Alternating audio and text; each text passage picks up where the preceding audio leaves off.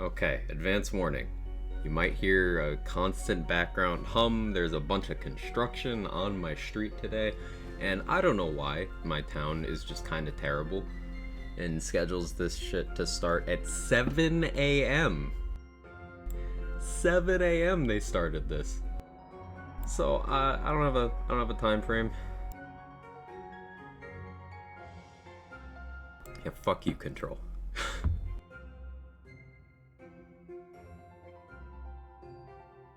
Hate you. Hate you. How's everyone else doing? Um, Good to see all you. We got Al, Aquaman, Itsukato, Coralath, Loading Screen, Roddy, Don, Stump, Jester, Paul, Cheeky, Twist. Hey, Tenor, thank you so much for the 1 year. 1 year of Quag Chat and Quag Check. Let's go. Thank you so much. Morning, fan. How you doing? Hey, Thermal. How are you? Cuddy Man, good to see you. Brendan, Dex, Joey, Shay, Fatal, Pris, and everyone else. Okay, so it's bothering me so much, but I gotta stream today because today's a big day. We're doing cool Wonderland stuff, but at noon Eastern, Outriders World Slayer, the expansion for Outriders drops, and Square Enix was kind enough to slide into my DMs and be like, hey, you want it? I was like, yeah. So thanks to them, I'll be playing today when early access drops. So shout out to Square Enix. That was super fucking cool. So I'll be switching over once that comes out to play. Prismatic will be joining me in voice, so we'll be doing some co-op when World Slayer comes out. Hey Matt, how you doing? I'm looking at picking Outriders up in the Steam sale. I do recommend it. Now, like, at some point soon, I might have some like, a way for you to support me if you decide to get the game. Still waiting on details on that. But if you can't wait and if you just want to play, I do recommend the game. Outriders is very, very good. But yeah, let's do some farming in Wonderlands. I was testing out stuff on my my Deathless build, and I found that you can have 80,000 wards and an elite troll on C50 still one-shots you through 80,000 wards and berserker damage reduction. Still one-shots you. So it's like, huh, enemies really do hit hard. So I might rework my my Deathless build to just be a split HP ward tank, and I think I like that thematically. So, all right, let's play though. Let's play.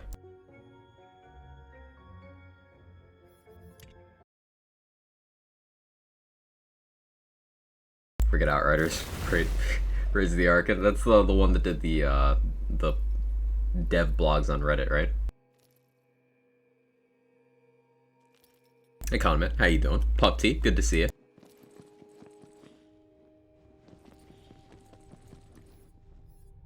Oh yeah, so I got this off stream. I posted this in the Discord when I got it. I got this from the bunnies last night. Now, not having spell damage parts is kind of unfortunate because you can have primordials that like easily outdamage this with spell damage parts, but it's got a spell charge. So Ascended Glacial Cascade is actually fucking sick. Think you can make it? Let's do a normal run. I haven't done that in a minute. Good luck.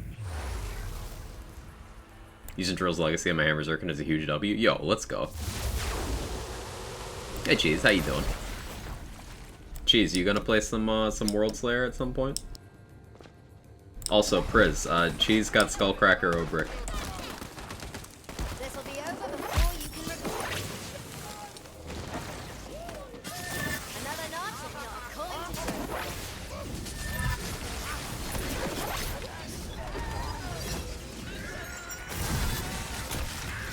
show. Like, it's so strong. More like it.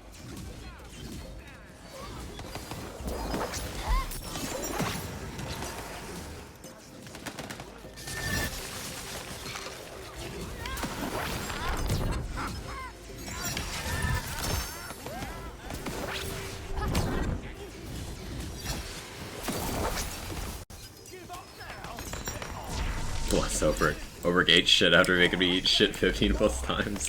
You do be like that. That's just... yeah. That's the experience. He just does that to you. It's like, oh, cool. There was a solid, like, 2 hours straight where Priz and I were playing survival, and we just kept losing runs to, like, Obrick being the second or third boss. I was like, oh, alright.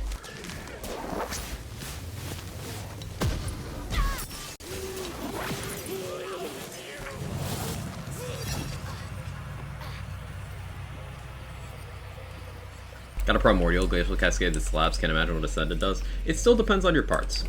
As you can see with mine, I didn't really get good parts. The spell charge is great, and crit damage is okay. But the status change part doesn't do anything, and I didn't get any spell damage parts. So, like, eh. But at least Glacial Cascade has a very high base crit chance. So, like... yeah, I'm almost guaranteed. And it's a lot of hits. So I got that going for me. I don't think I've ever actually done Gloop on this map. I don't know where to go.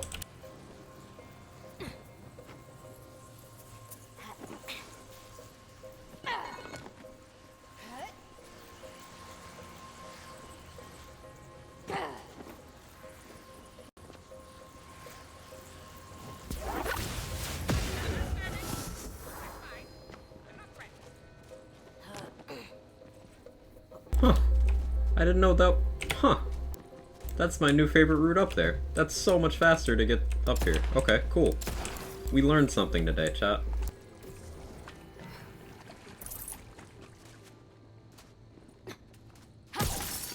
Playing survival, just kept dying and dying and dying. How do people get the 100 boss reward? You don't need to do it all at once, Pupty. You can just, like, do one boss and then die, and then do one boss and then die. It took me a while to get the 100 boss thing. Requested a key? Ah, okay.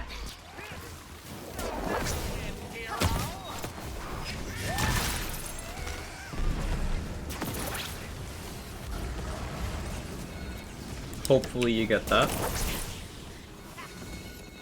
If not, I understand waiting. It's a difficult time to justify dropping money on these kinds of things. That's why I encourage you guys to get the best deal possible.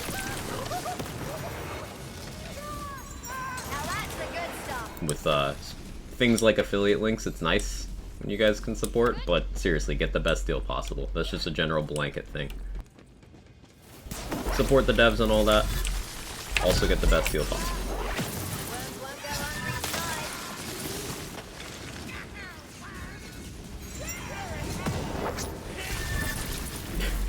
It's so good.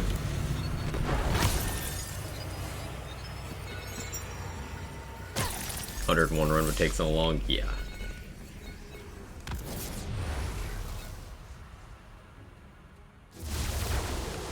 I did see that, Thermal. I did. That dude is, like, insanely good at games. Eats me, Mario? He's fucking crazy. Watch him do the same levels of, like, bullying Sifu. That was fun.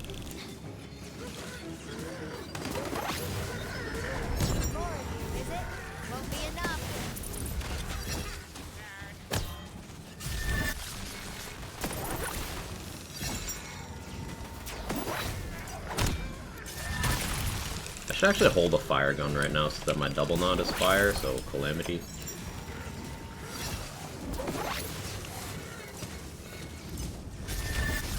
Oh, don't you do that.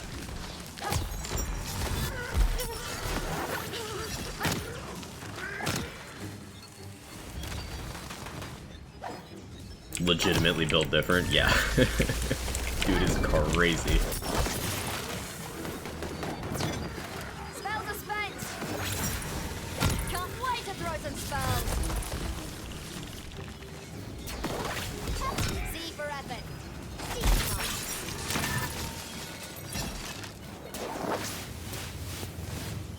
Enemies? Are you all burrowing?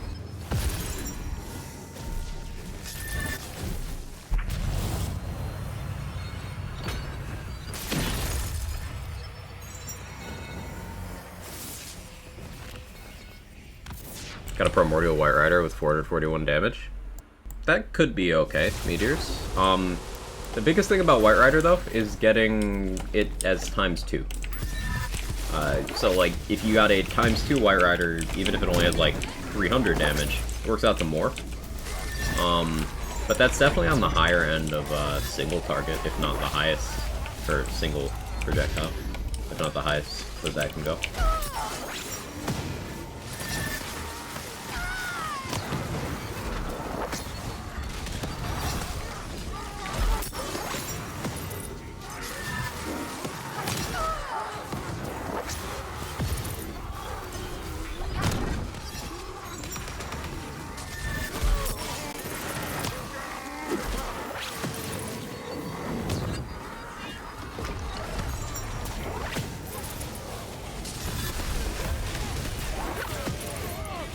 So the place where Glacial Cascade falls off is once enemies have, like, enough health to survive one, and then you do have some time waiting. Good to know, though. Still relevant, for sure.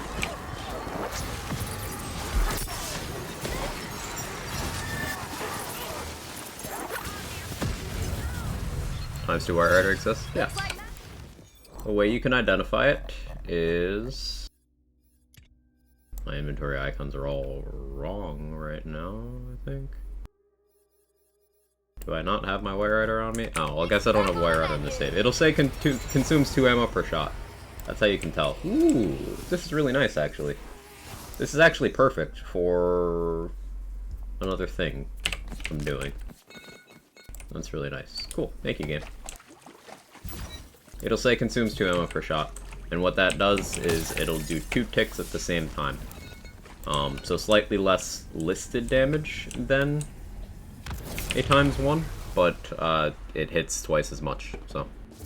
Glacial Cascade have a part that gives it a longer range, don't remember mine going that far out. It could be my spell radius doing that. I do have spell radius from this ring. I don't have any parts that increase the range or anything. Could be my spell radius.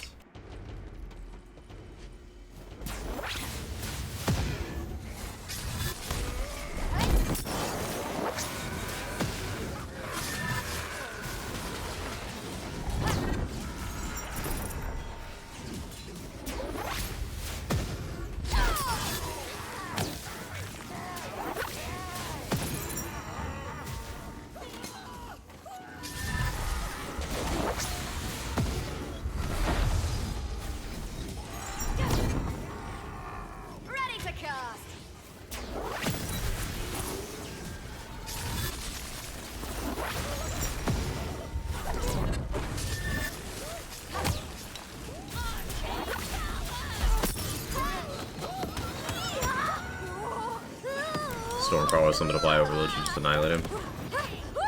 Oh yeah, Stormcaller is so sick. The memes. We did this meme thing where me, Priz, and Lazy all ran around with Stormcaller active, just like rushing the whole map, and it just nukes enemies as you go by if you run like a lab cultist set. Like a 2-piece lab, 1-piece cultist. That's for making me With like Vulcan's detonator and a bunch of supporting stuff. It's a good time.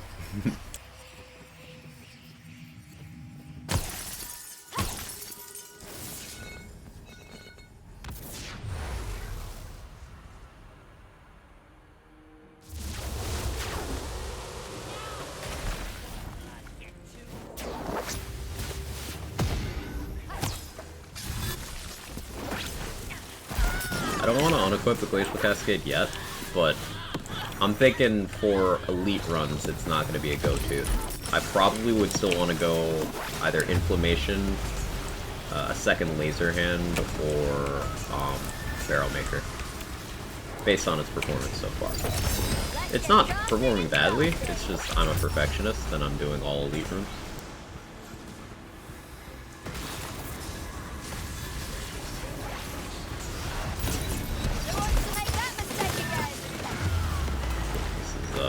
Unfortunate. This'll come in handy. Awkward corner to be in. Glad I got out though.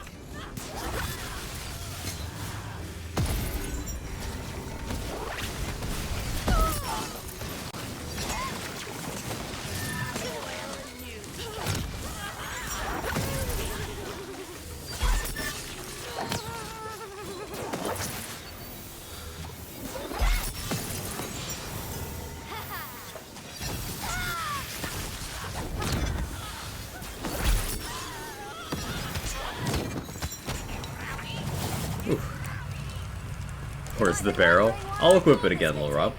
How you doing? Trying out a Glacial Cascade I got. Yeah, I got an Ascended one. I have to use it.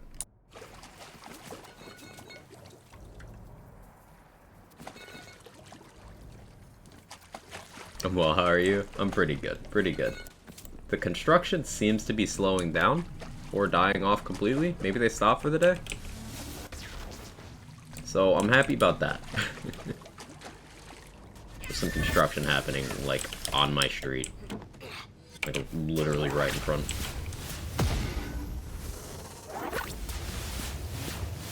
I'm just gonna wait for this to pass. There we go. Need more coffee, still can't type. Relatable. Finally beat Wastard on tier 46. Reach 49, call tonight. Hope to get 50 tonight. I believe in you, Cheeky. You can do it. Morning, Dillweed. How you doing? On a Laser Hand, 2 charges, gonna buy Deadshot. I highly recommend, when using Laser Hand, the most important part of it is getting that second charge. Because if you have 2 charges, the first one is cooling down while you're using the second one. And the way that lines up cooldown-wise is it gives you very good uptime on both of them. Because if you have any downtime between casts, then the first one's gonna come back during that downtime.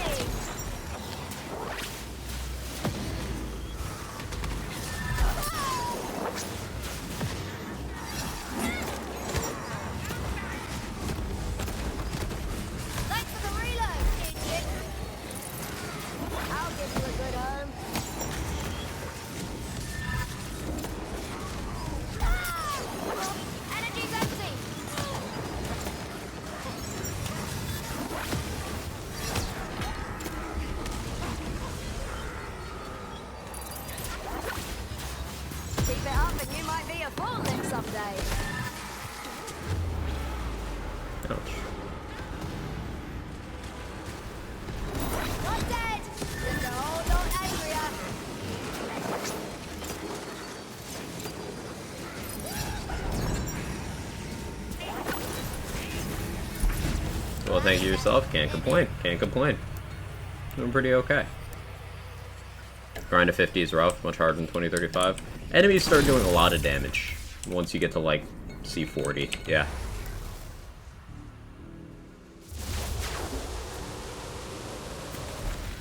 So Epic discovered the interaction of Stab-Matic Universal Soldier. I think that's something that everyone kind of assumed would work. I'd been doing that with Stab-O-Matic. I keep a Universal Soldier on me just for that.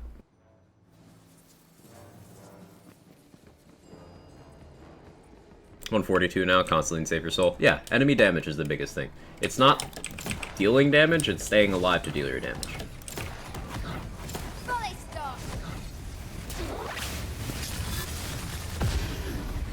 I don't actually know if Glacial Cascade is, like, worth it here. Probably not. I really should switch.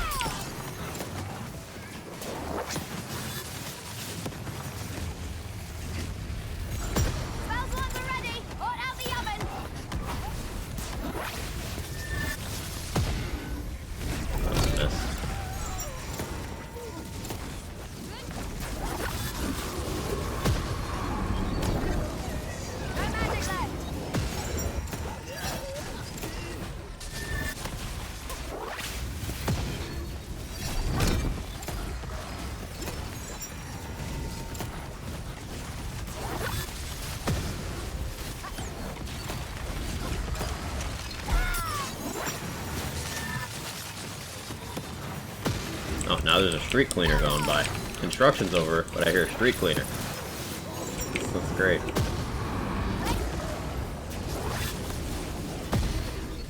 Okay, that wasn't so bad.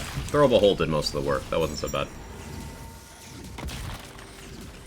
You know what they say, you learn something new every day? Absolutely. It's a good day if you learn something.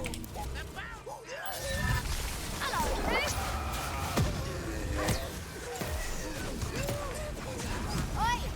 Thanks for that! Got to clean up the construction mess, I suppose they did.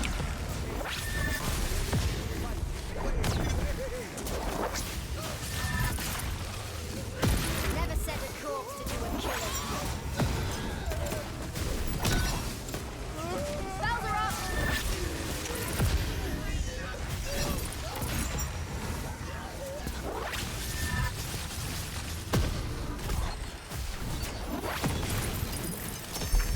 Cat. I agree. That's gone to make a Mistdancer build. It's not really how these games work, Leo. Best is not quantifiable in that way. There's lots of things you could use. Even if you wanted just good options, I'd be listing things for a while.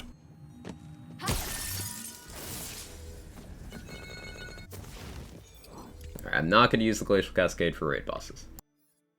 Let's go double Laser Hand. I like the idea of that. I did grab my Trickster's Ice Spike. I don't think I have a Laser Hand with an appropriate enchant to pair with this one, though. I need another Laser Hand. Oh well, I lose my gun damage enchant, but that's whatever. Which one do you recommend? As I said, if I was to recommend weapons, I'd be here a while. Things I use Skeet Prod, Antique Great Bow, Last Rites, High Projectile Kettle Drums, High Projectile Boilermakers,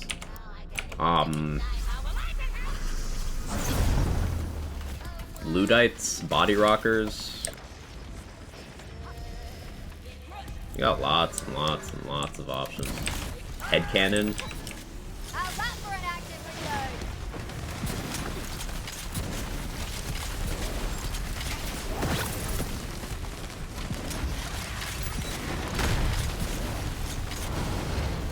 Game of Thrones reference? Nah. Iron Man time? It is Iron Man time.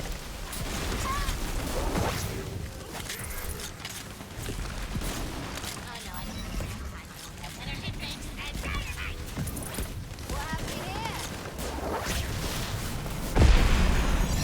Now that's the good Bang. stuff.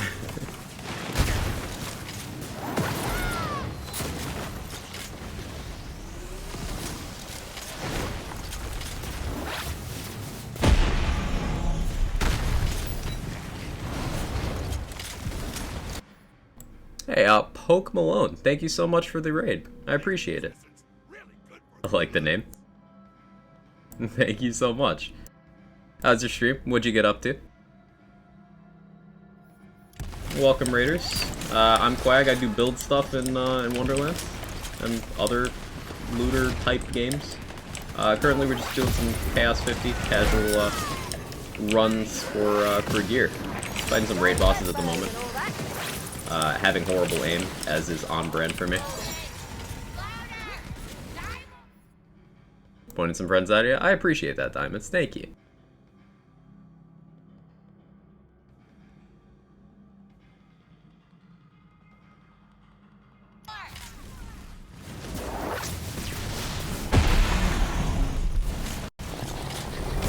Okay, now we're at the juice part. We can do a real damage.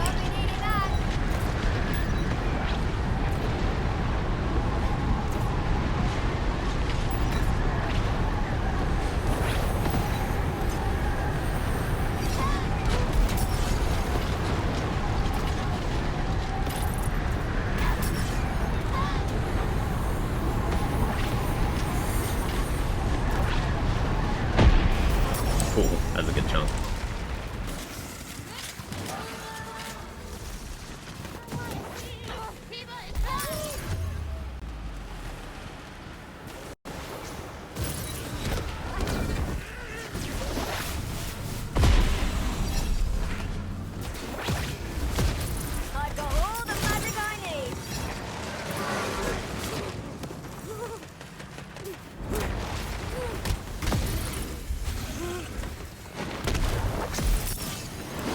1 second. Be right with you guys. Bonnie is being stubborn, not doing the attack I wanted to do. I don't want to try. Hello? Okay, that's the attack I want. That's basically how I learned any Lance title. You don't give yourself enough credit there. I just science the curse stuff. You do all the real work. Like, actually playing. Shots are so freaking satisfying. Absolutely. Absolutely.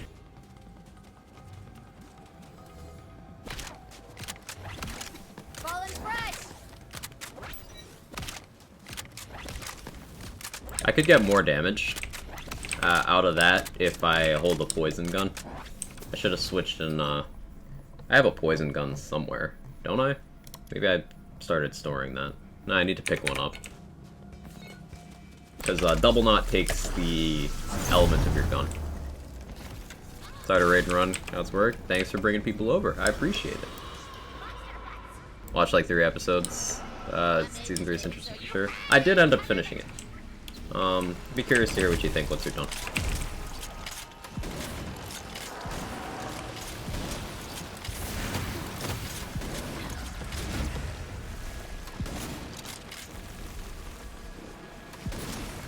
I've said a couple times situationally Body Rocker is still like over Sword Explosion. This is one of those. Because this one-shot reload loop, I'm not really attempting to do damage, just kind of doing things.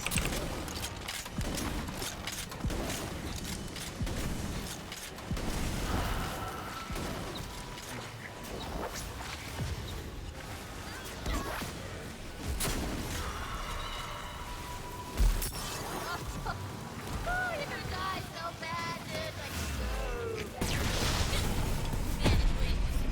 Oh.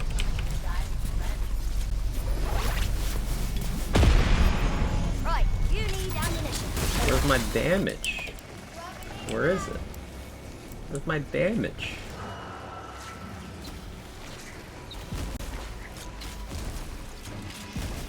Let me work my way over here. Finish it? Yeah, I did. Hey, Ferolio, how you doing?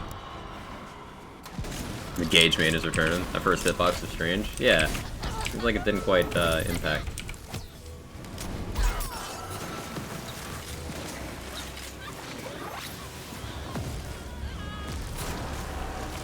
Really? That didn't hit? Okay.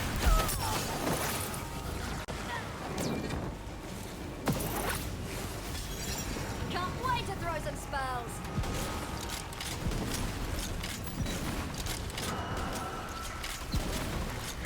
Loopy tanky today. I think it's just a hitbox weirdness thing.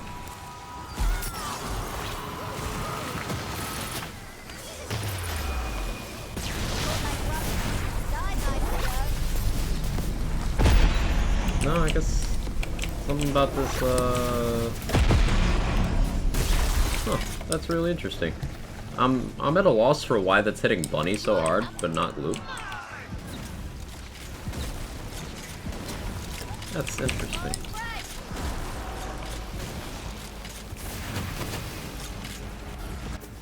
Thought.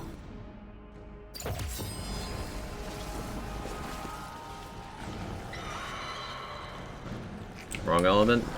Show me a cryo laser hand.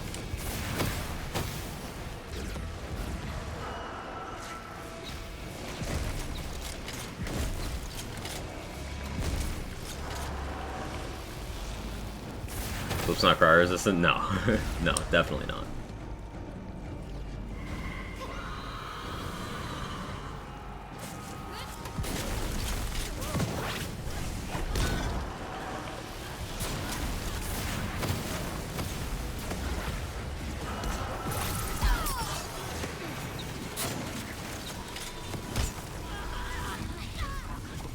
Tastes like beef butt light. Oh, you actually hit an enemy with that. That's awkward. You just built different. True Trials mode? I wish. I have been eluding every room, so maybe Gloop simply got tanky enough. I'm gonna try one more laser hand cycle, and if that doesn't go well, then I'll just use other things.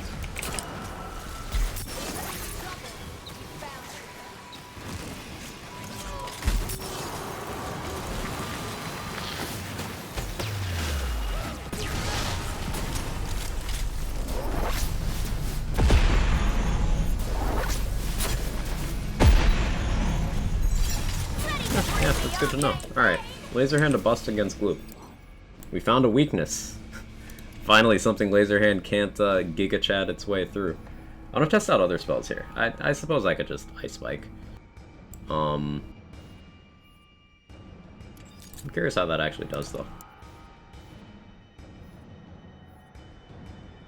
Barrel Maker? Yeah, let's. Laser Hand's become my favorite spell now. Liked it a lot at the start. Always lacking skill involved with it because it feels like you need to hit the head if you want big damage. It definitely rewards precision. You do need to hit those crits.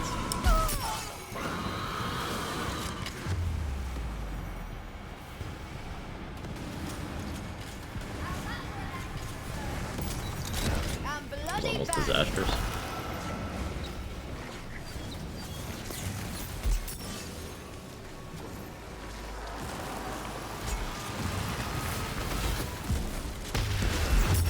Excuse me? Okay.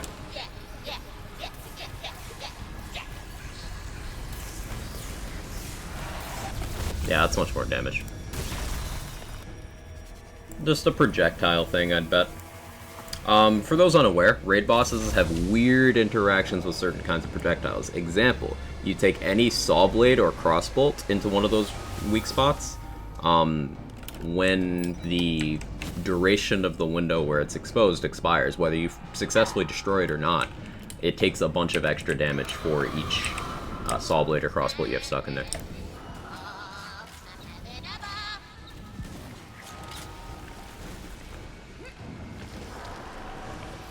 Laser Hand and Frozen Orb are what I've been having the most fun with post-change. Orb actually does damage now. I'll have to give that a try. I do have a good one.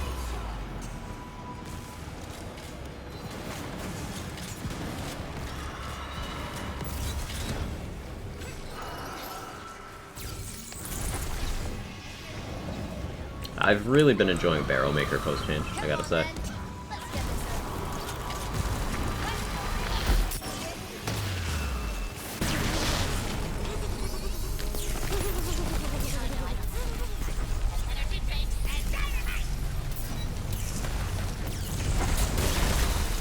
Yeah, that's much more damage.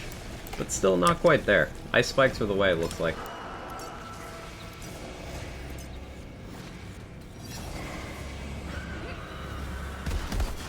I do have this Stab-O-Matic that I completely forgot about. I always have this.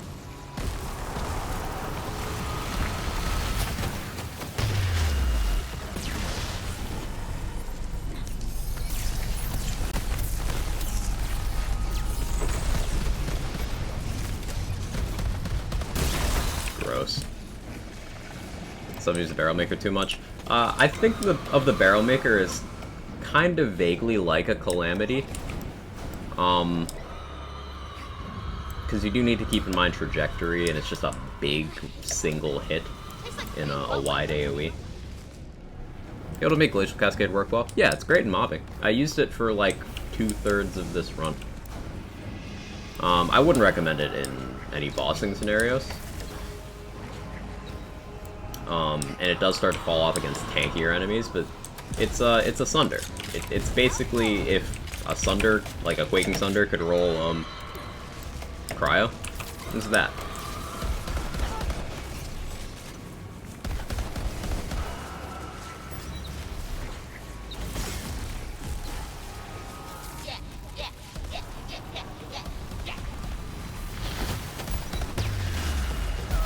Down.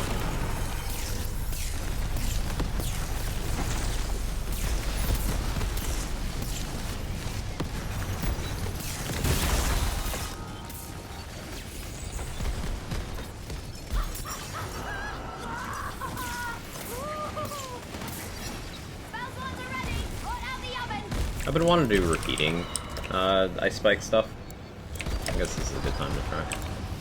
Soaked would help me here. Do I have a Delusion on me? So I've not taken this build up against Gloop at C50 at all, and like it's weirdly a lot tankier. Like a lot.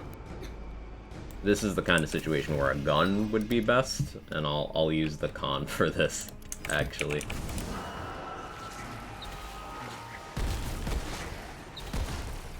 But I like when bosses tell me no like this, force me to actually change what I'm doing. This is a sign of good boss design to me. Got a Rainbolt, haven't tried it yet. Rainbolt was popular for Contagion stuff before Contagion was changed. I don't know if it has a niche now, because it never really did good damage. So I'm not quite sure.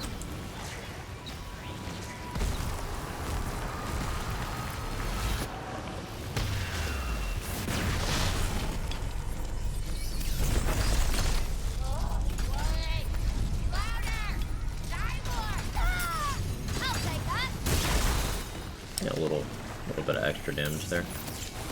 That's nice.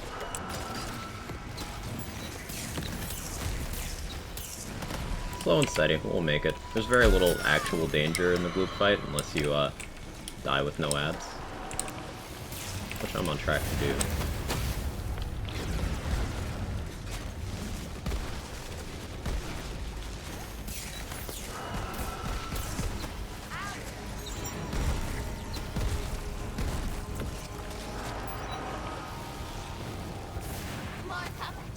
The repeating ice spikes, most of mine are repeating. The thing with repeating is you get more ice spikes, but all of them are weak. So you need like very specific parts to get them to do enough damage for it to be worth over simple.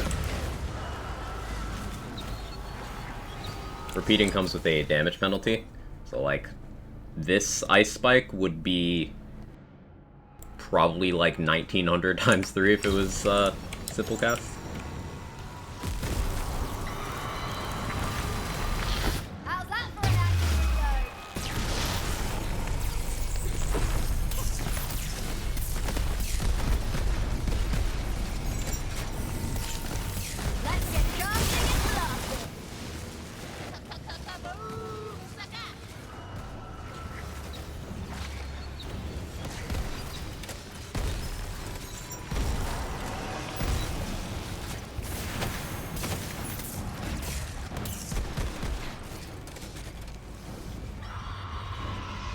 Never find simple cast. Ice spikes are always impaling or something. My favorite is the regular old ice spikes, not impaling, not storming, just the regular ones, with 2 extra projectile parts and a spell damage part.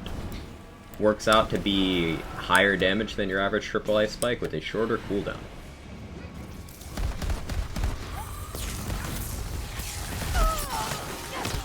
And that shorter cooldown part is pretty nice.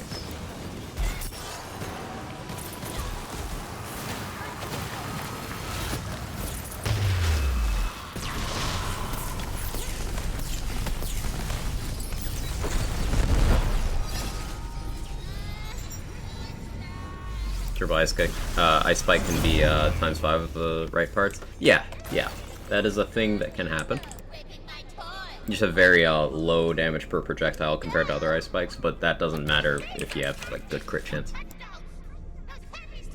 Hey, Samantha Vest, thank you for the Prime and 14 months of support. I really appreciate that. Thank you so much. I think I understand this fight better now after watching this. Hey, I'm glad. Sometimes a longer fight clarifies the mechanics in a satisfying way. I would pick this up if this was higher than chaotic, but nope. That took forever because of that Gloop fight. Forever. I'm still waiting for the Ascended one. It's gonna fucking weird me out. Double ice spike just doesn't sound as good. What about a triple ice spike that isn't a triple ice spike? That's still my favorite.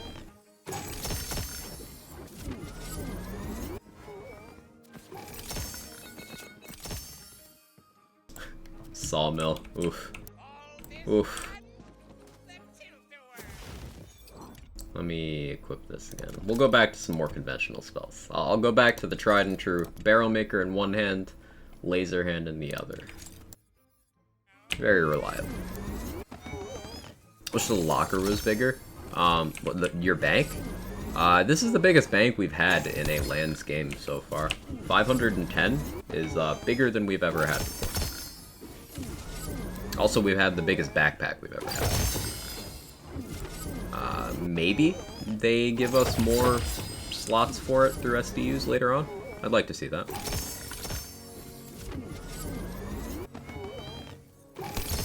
Gonna lurk? Sounds good, Sora.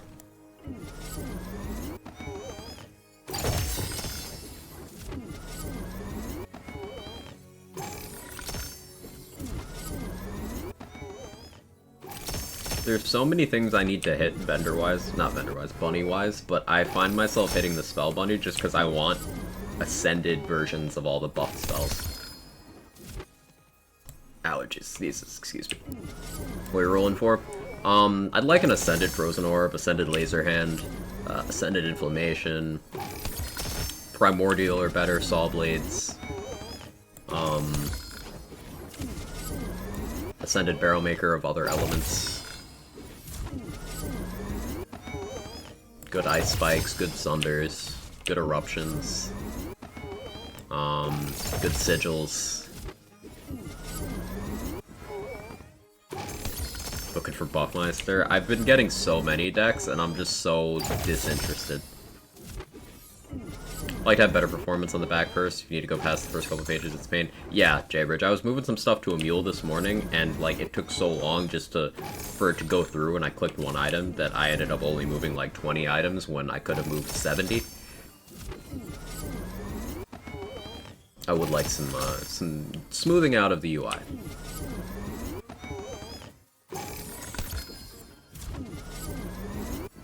I think we've graduated from construction to someone mowing their lawn now.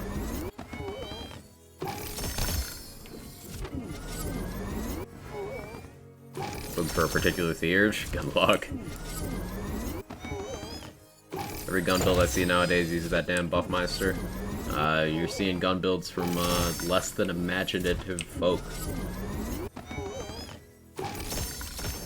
They take less space if the thumbnails were in 4K and lags this into a halt. Yeah, Jeff, I do not for the life of me know why fully rendered item models is judged a good idea. Like, it takes a lot of resources for no benefit. Like, in the older games, we just had pictures of the weapon class, and like that was enough. I don't think we need fully rendered. I don't know, that's just my opinion.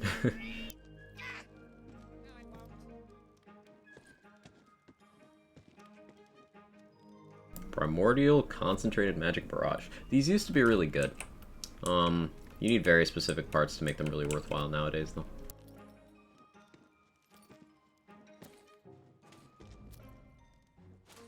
Any items that are not available from week 1 are not things that I have used. They're things I am aware of, but they're not things you're supposed to have, and I do not want spoilers of them in my chat.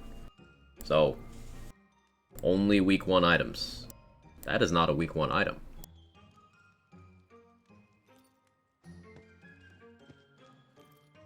Ascended is 6.4k without spell damage parts. It's interesting.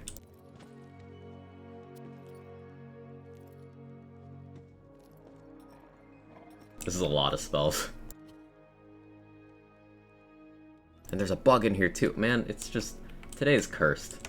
Today is a little cursed.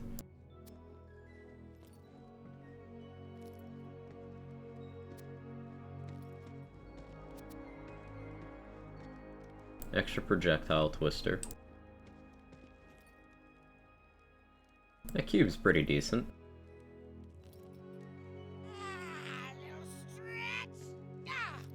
Ascended cube. I gotta take that.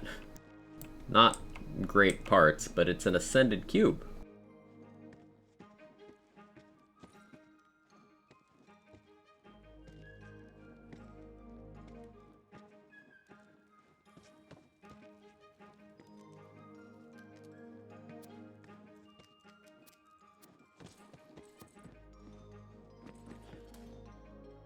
Did time get the items as well this time? Yes. There's one item locked behind week 2, one item locked behind week 3, and one item locked behind week 4. Do Quag background noise rankings, construction S tier. Is it that bad today? We'll see. Tell you bought a house? You didn't, Diamonds. Congrats, that's awesome. Now do my bidding. Good shit. Enter the chaos.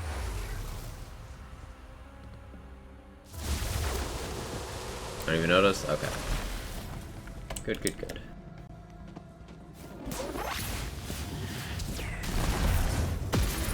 Well, that's settled, innit? Yeah, there's just something about Laserhand Barrel Maker one-shotting everything. It's Looks just like magic's back on the menu. the best. Is this health bug? Yeah, that's health bug. It can still do that on non-elite rooms. Rugs are freaking expensive. Yeah, I would just have it bare.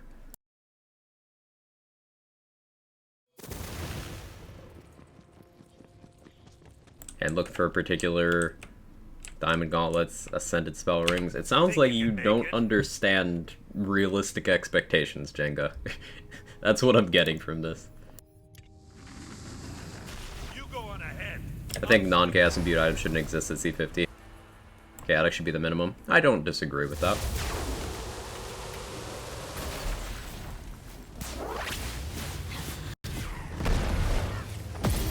I blame you for trying.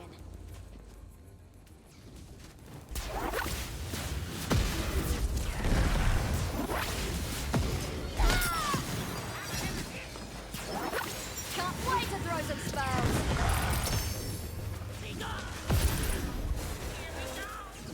Unreal expectations are my thing. You do you.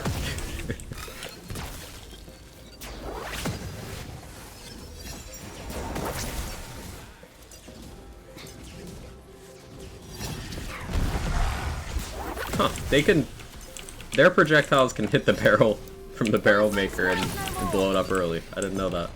That's cool.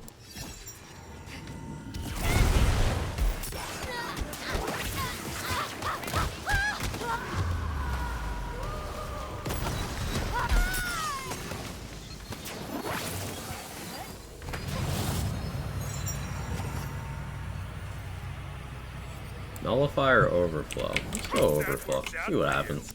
I got enough spells I can rotate through. It should be fine. First ever dining room table, and office is now a different room than my bedroom. It's all about the little Behave things, yeah. yourself this time, all right? Ah, fire immune room.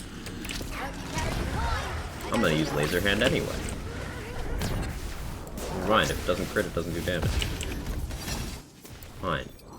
Fine, you know what? Fine. You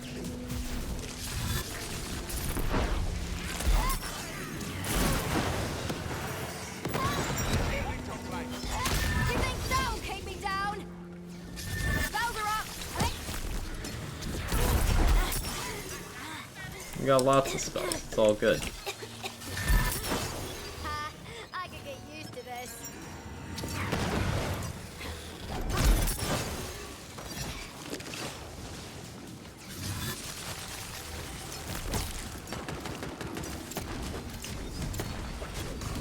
You won't be needing that.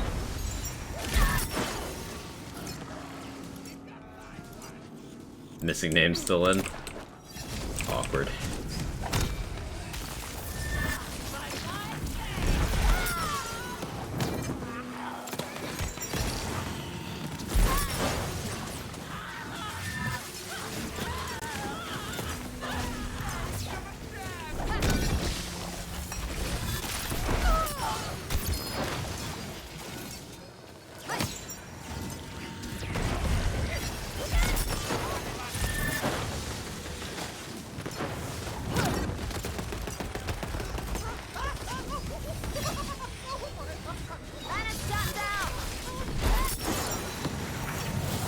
To be honest, the world's better with missing name in it. I can't argue with that, honestly.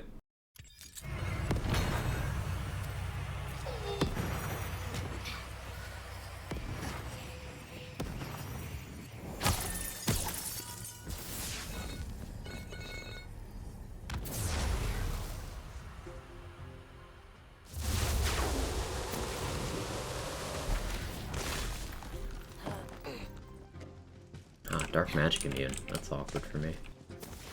There's no barrel maker this room. Go inflammation.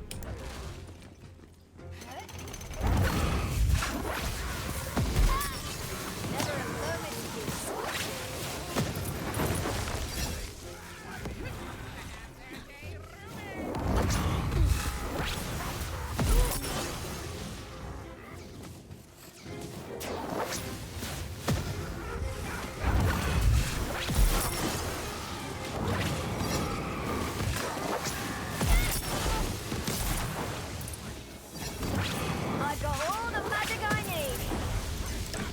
Inflammation is so good, and Laser Hand is so good. The pairing of the two fire spells really is the most satisfying to me.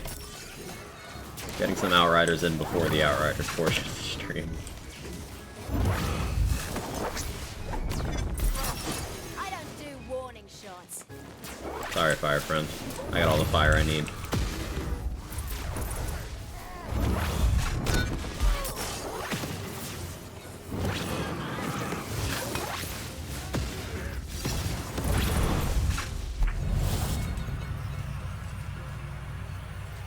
You live this time, Bunny.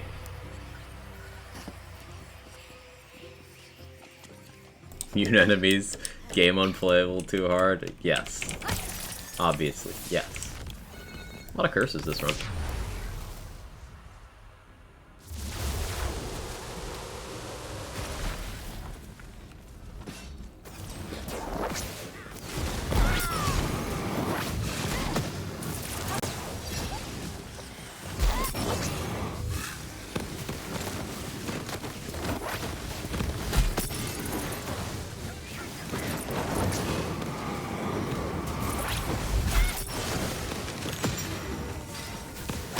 That evil eye crap got fucked up. Volley stop.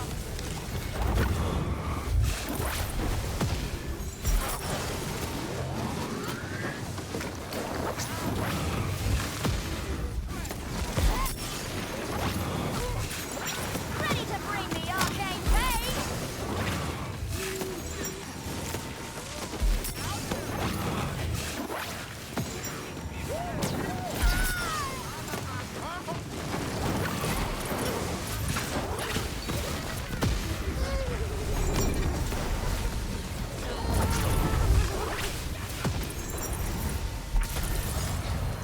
Just not worth your time to pick up all the crystals. It auto-collects when you use a portal. There's speculation that it might not collect all of them, but at the very least it auto-collects some of them. So, good enough for me. And that kind of thing is very hard to specifically test.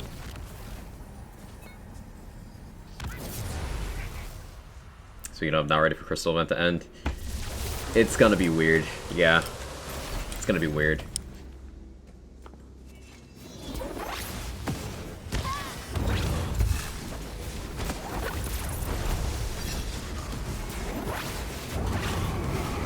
Helpful. See what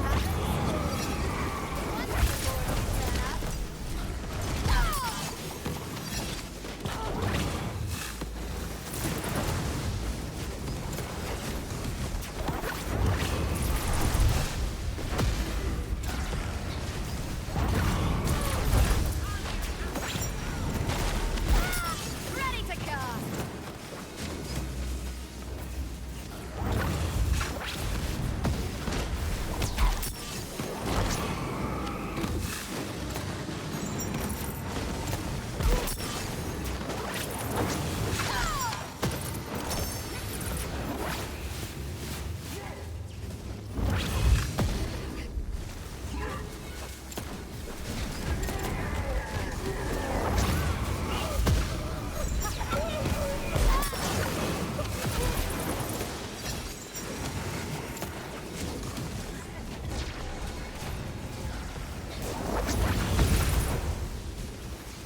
One day I'll optimize like you so I can do hard curses with elites.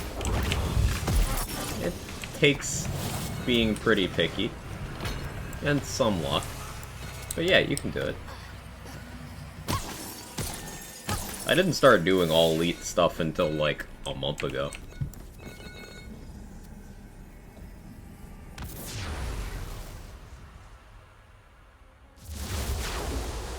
Is the man gas there thinking I would make the curse system just hate that it's forced on you sometimes? You'll enjoy it when you self-impose? Yeah.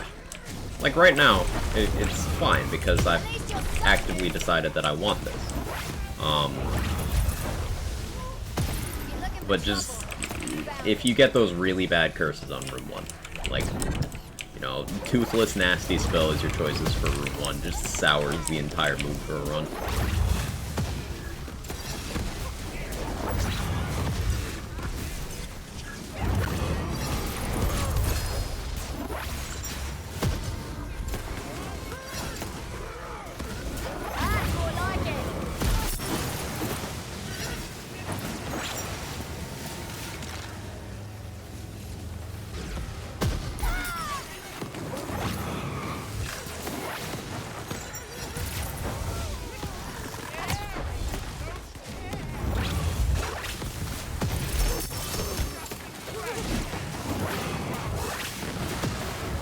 I did consider today doing another one of those 1 hour soul farms.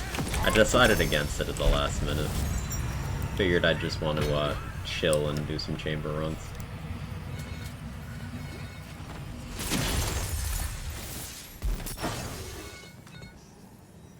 How many rooms in MNI?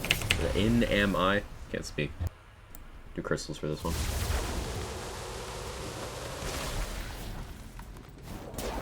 Oh, it's a fire room. Okay.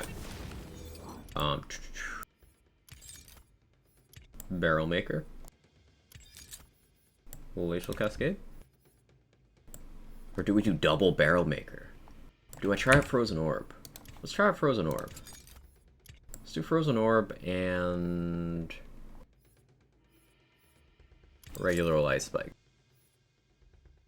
That should be alright. I see spills. You don't want to stand anywhere? Yeah, pretty much how that plays out. Fallen spread. Dead. Dead.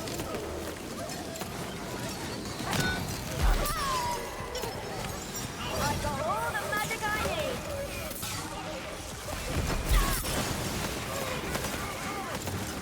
I don't think I've seriously used frozen orb like ever. Disclaimer. So, I don't know what I'm expecting from it.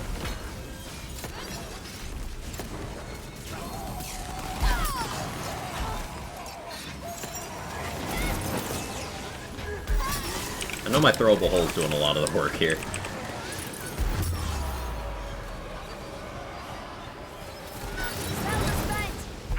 Cool. I could barely see what happened in that room. But, it cleared. Hey, Tim. How you doing?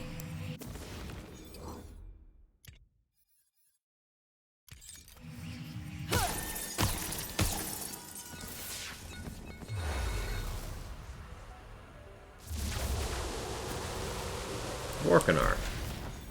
Wonder what he resists.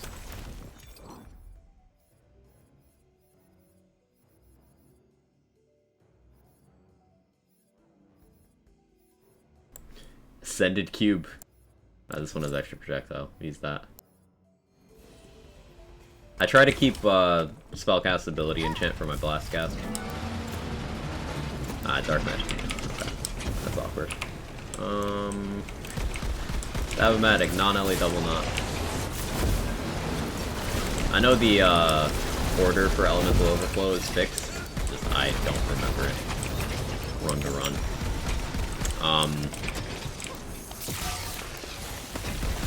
Boss on normal runs is dark magic immune, boss on extended runs is fire immune. That's how it works out.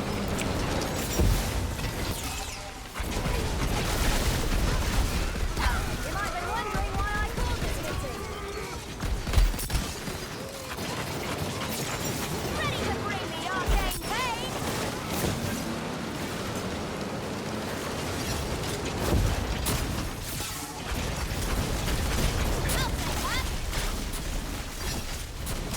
You know, frozen orb, not bad here.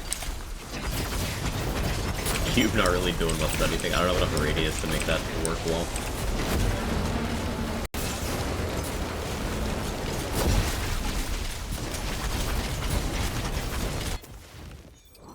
Let's go over to this.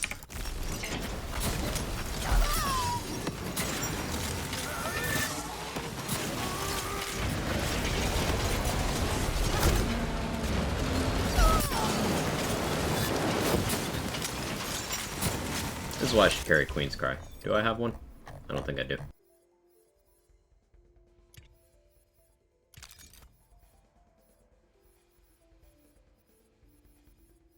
Or.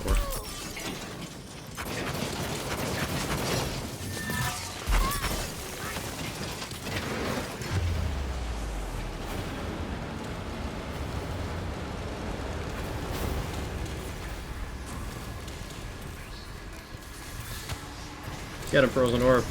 I don't even know if you can. Nope. Ha! What did it do? It just went to the wall. Cube still kind of underwhelms. The thing with Cube is you need status, or you need, excuse me, splash radius, spell radius. And its main thing is it applies a pretty good status effect. Part of me wish this cube was just a car-sized cube that moves slowly across the field. That'd be funny. Frozen orb tracking's weird sometimes. Yeah, weird sometimes I think is the best way of describing that.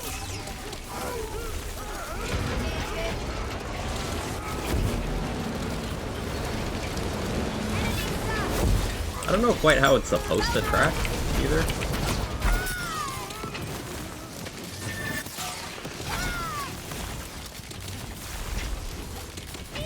Might be better off just using my fire stuff, honestly.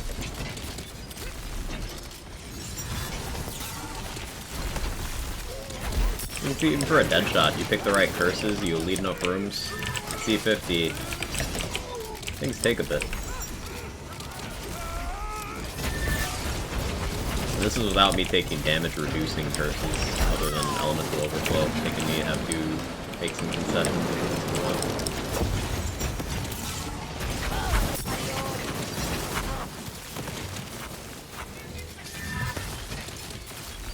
Keep it up and you might be a...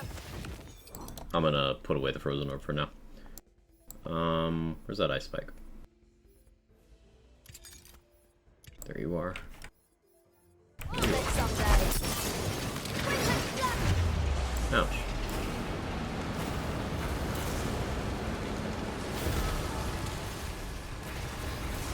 I'm bloody back. That's why that's nice.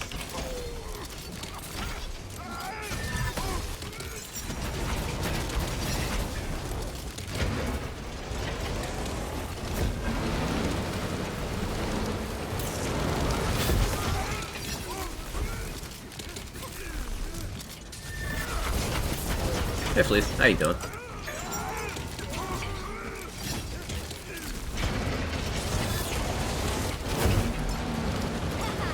should really get a delusion for this. I know I said that a couple times. Repetition helps me remember.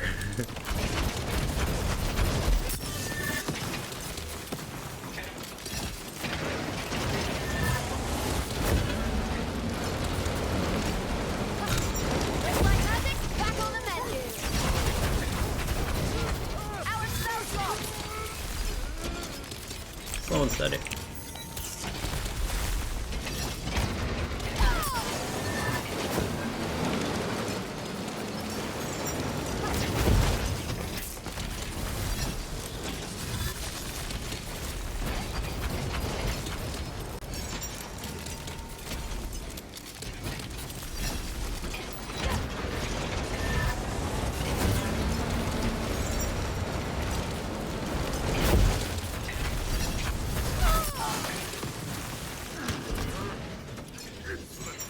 Frozen Orb up top is doing a lot of work more than Glacial. Yeah.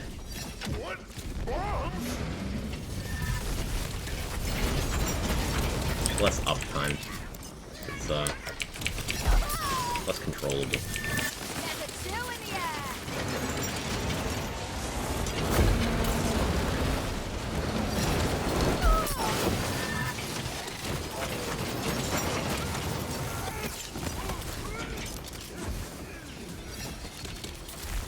What? Bombs? Hey Pragmatic, how you doing?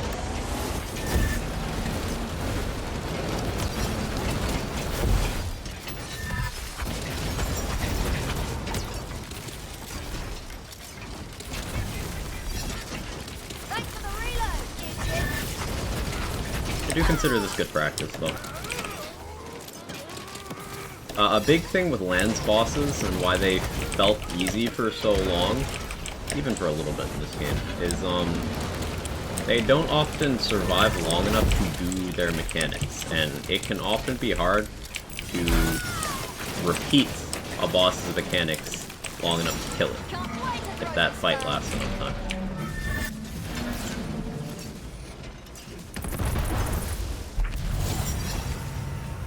Feeling that spellcast is incredible? Yeah, it's so nice. That's fun. Still a fast run, considering all elites. All curses. They're triggering the Vorkanar fight someone's ads? Oh, Teamwork makes that just the kinda dream happens. Twerk. Just kinda happens, as far as I know.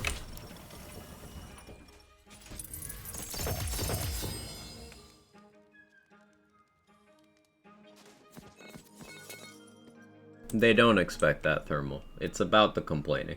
That's all it is. It's super simple to parse through those complaints that don't make sense when you just keep in mind it's about the complaining. Because they never have an answer when you call them out. At least not when it makes sense.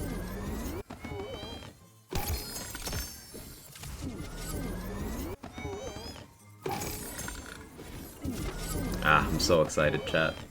An hour and 17 minutes till World Slayer. Much hype, very well. I guess I should hit this too. I do want Ascended Amulets with Graveborn power. Preferably with fire as well, but other elements would be good for my other spells. Just Ascended Graveborn power is the goal.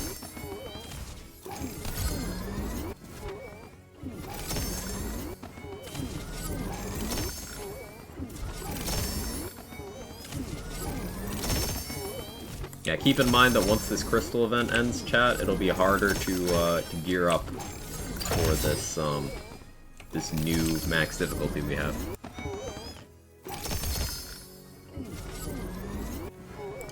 I figured out it was about complaining when I could use Drill's Legacy at C50. People would say it balances rune, you can't use anything. Yeah, you're using a purple quest reward SMG that most people forget exists and succeeding on the class that people endlessly whine about, despite the fact that it's been buffed constantly. Yep. Yep. Hey, Numex-Ben, how you doing?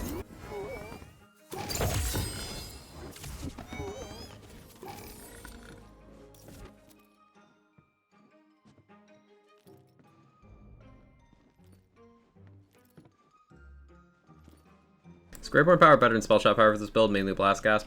First, specifically Blast Gasp, Kumar. Yeah. If you don't invest into Grave power, then Blast Gasp is just not hugely remarkable. So having at least one source of it is important, and because my armor is spoken for, I run a Spell Shot Stabbo one, so I can have Double Knot from there. Amulet's the only place I can get Graveborn power. So this is the only configuration that gets me Double Knot and Graveborn Capstone with a Blast Gasp that's actually worth having.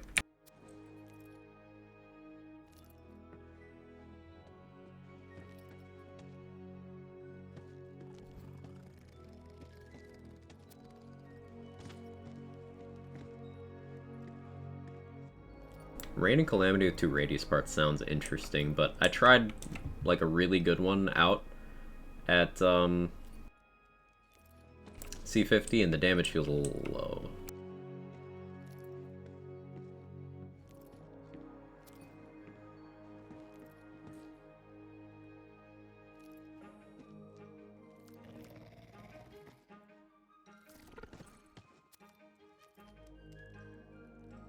So work thing's really getting in the way of watching the stream. Don't let the stream thing get in the way of you watching your work? I don't know, I'm trying to be a good influence. It's difficult. Slim pickings on the spells from this pull, huh? I was expecting more.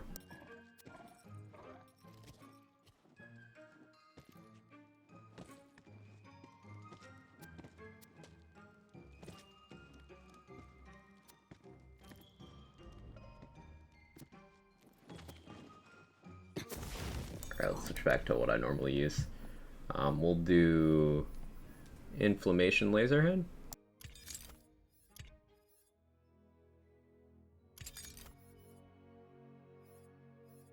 Yeah. Don't you know it's your bring your strimmer to work day? Yes. Is crystal event 50% for crystals or 100? Depends on the source of crystals. They increase different things by different amounts. The listed values are still in the hotfix notes. Some were up by 50%, some were up by 100%. Queen's Cry? Oh yeah. Do I have one? Nope.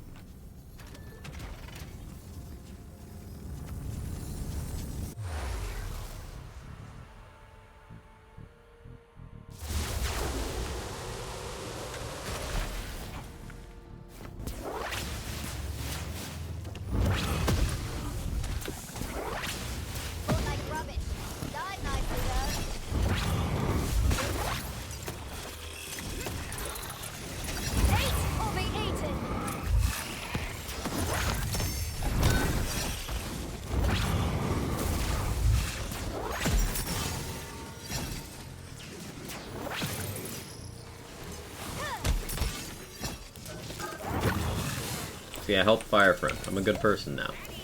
Can I be officially promoted a good person? You won't be needing that.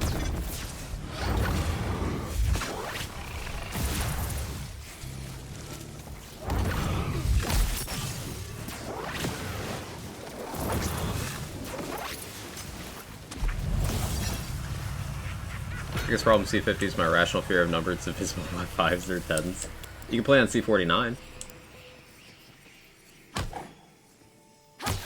C49 is the highest chance of getting primordials in the game.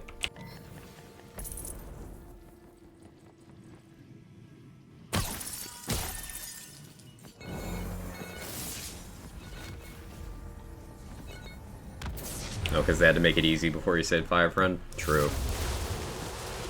7 years from retirement, then I'll watch your stream from the lake with coffee and not a care. I can't even fathom 7 years from now. I did say that exact thing 7 years ago, though, so I guess time gets interesting as you get older.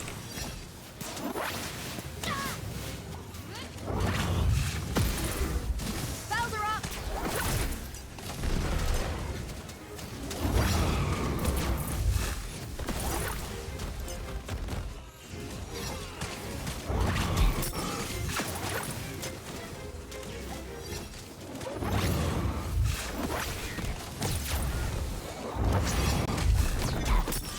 Got no shoes. You wish your word.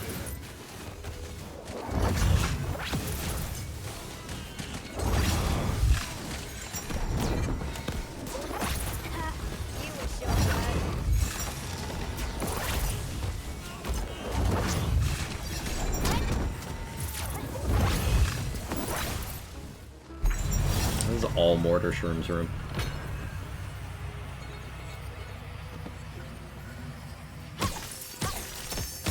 Worms are on about Epic's video and saying everything one-shots bounce out of whack. Seriously doubt any have actually tried it themselves.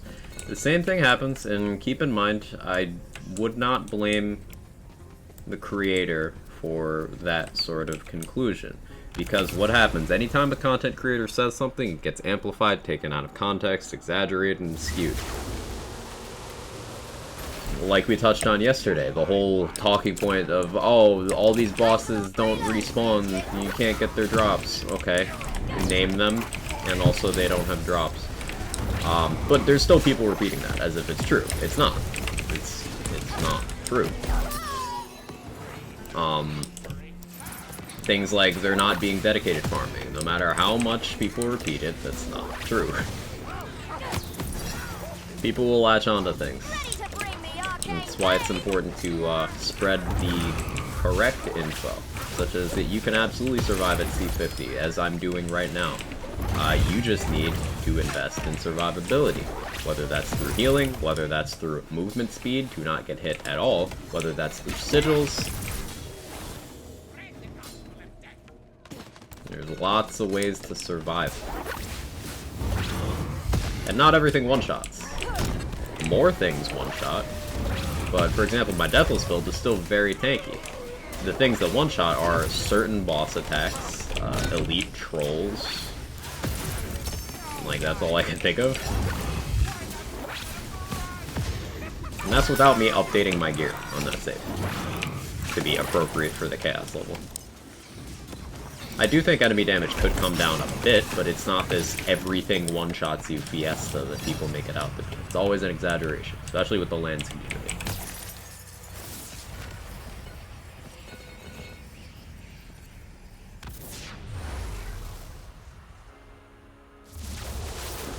I watched Epic Live yesterday, and he said people take it out of context. Exactly. He knows exactly what these people are like. So it's not his fault.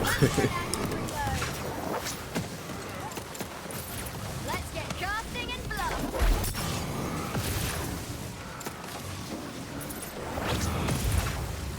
The core point of enemies hit really hard is true. They do hit maybe slightly harder than they need to, but people exaggerate that. So there's the same problem regarding takedown? Yeah, that's just not true with them. That is simply not true. Borderlands 3, enemies hit exactly as hard on Mayhem 0 as they do on Mayhem 10. And Guardian takedown enemies do less damage than Maliwan takedown enemies.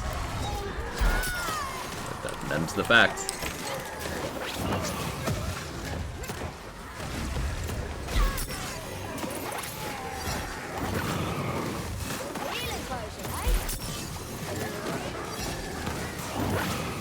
A big part of perception of survivability in these games is it depends, like I mentioned earlier with the bosses, this is also true for regular enemies, how long enemies are alive.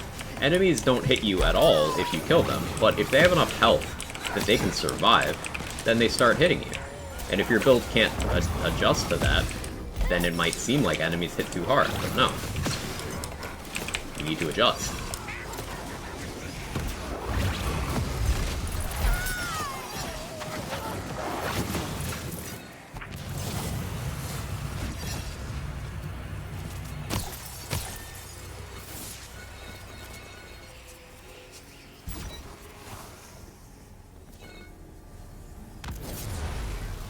Didn't mean to imply it's his fault. Yeah, of course. Just using these videos as evidence. Right. Same thing happened at launch, when, with our review copies of the game, some of us had early access, and some of the people used that early access to cover what they felt were too low drop rates. But then on day one of the game, there was a hotfix that improved drop rates, but there's still people citing those videos, 3 months later, after none of that holds up anymore, as proof of bad drop rates. Like, that's not quite accurate.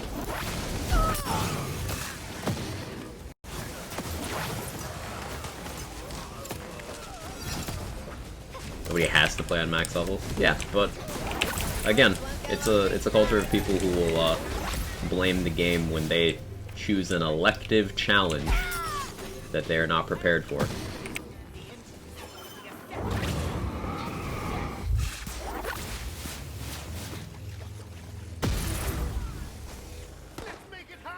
Referring back to Guardian Takedown, remember, people were adamant that reducing the HP of Guardian Takedown would stop them from jumping off cliffs. It didn't, and they kept complaining, but, it happened.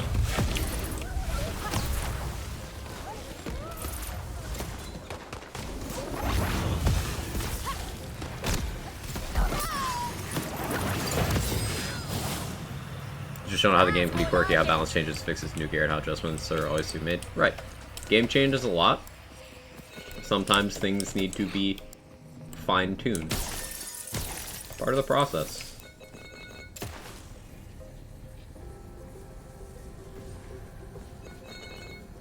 Yeah, Thermal, that's not true, though. People keep saying that first part of your statement, but, like, show me receipts. Which bosses are these? Are they badasses that have a specific name because of the quest they're in that have no actual mechanics or differences other than a reskin or a voice line? Because that's not a boss. And none of those enemies have drops, anyway. Show me a list of these enemies. People keep saying that, but there's never any receipts. Where's the proof? If there's so many enemies, it should be easy to list some. Like...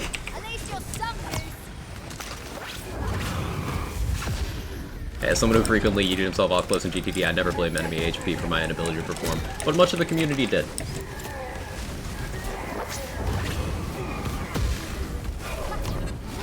That's what I was saying? Yeah.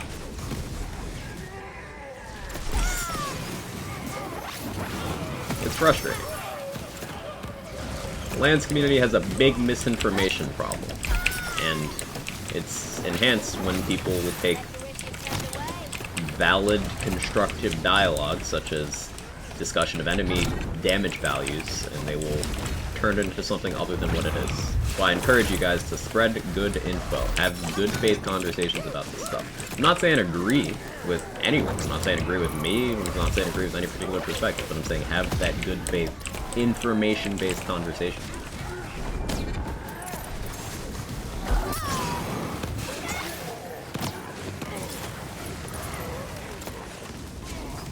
Cut through the bullshit, debunk the garbage, focus on what's real.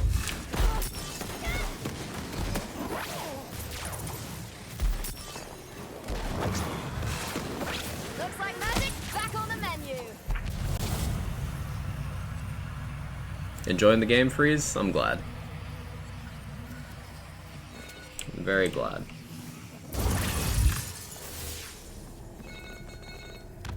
Hey, Avi. How you doing? Bill does good damage and survivability. Glad it's working out for you, brain parts. Kind of rubbish is that? No way it's over 5,000. Yeah, it was an exaggeration.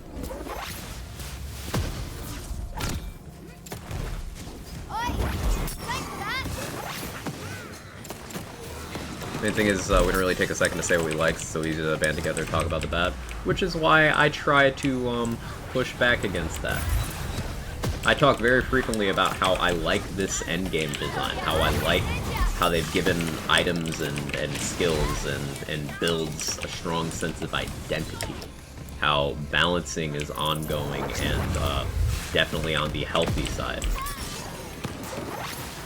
How they listen to community feedback with things like implementing a boss run, with balancing stuff, with quality of life features. Community featured run was like, hey, you guys want to design an activity? Here you go. Like, there's so much positive. I blame you for trying. I've got all the magic I need.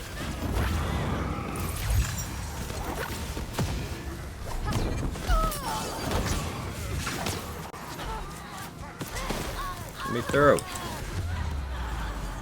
Awkward.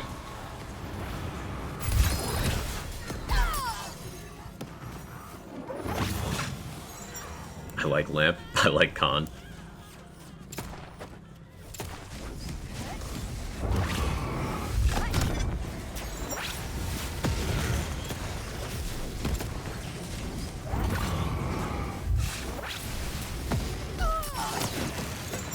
Shitting on things is more fun. Yeah. Yeah. Apparently.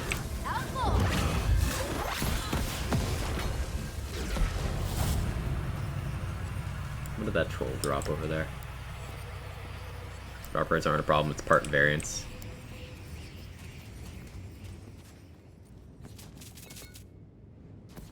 I tend to feel that way as well. Part variance is a lasting problem, it's a holdover from BL3, but remember, people downplayed that in BL3.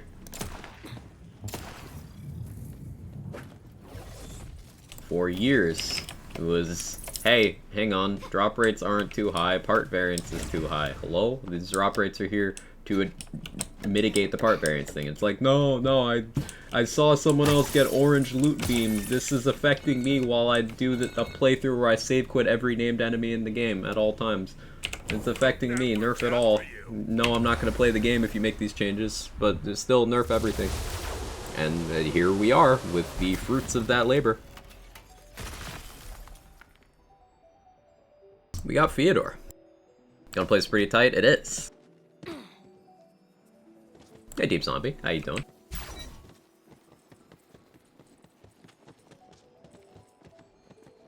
Oh, I personally tend to talk negatives more than positives. That's due to my desire to understand what could be done better. But you still acknowledge positives. Well, that's the thing.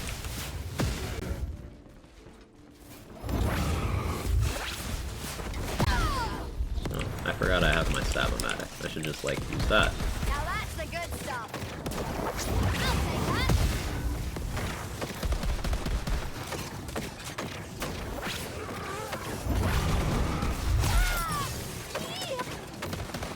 A hard fight, well won.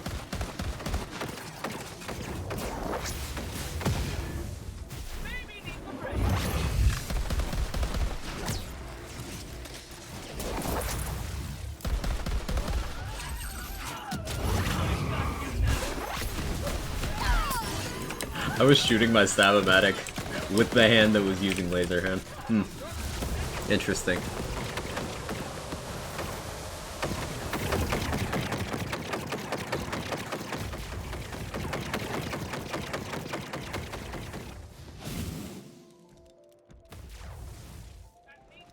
Morning, Octobers. How you doing?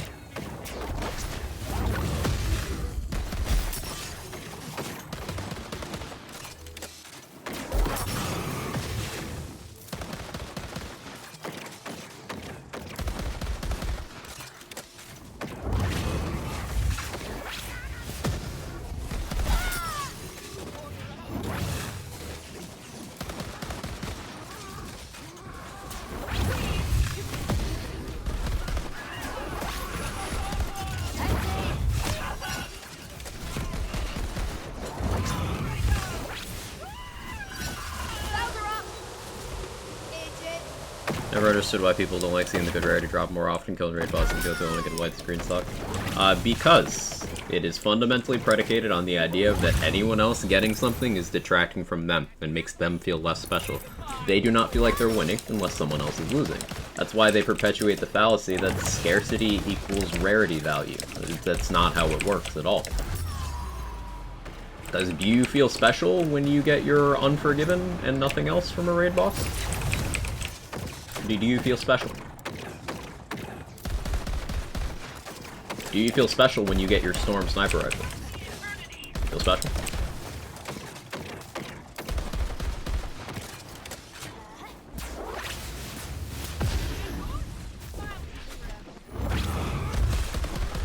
The answer is no, they don't, but they also feel attacked when anyone else is having fun in a way other than the pre-approved ways that they play the game.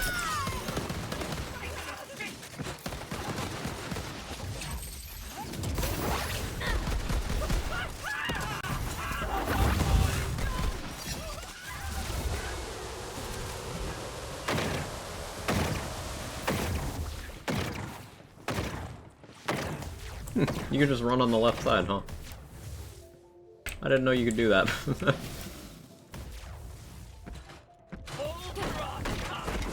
Might have their good weapons, but they weren't. They're just a fancy loot beam that means absolutely jack shit in gameplay.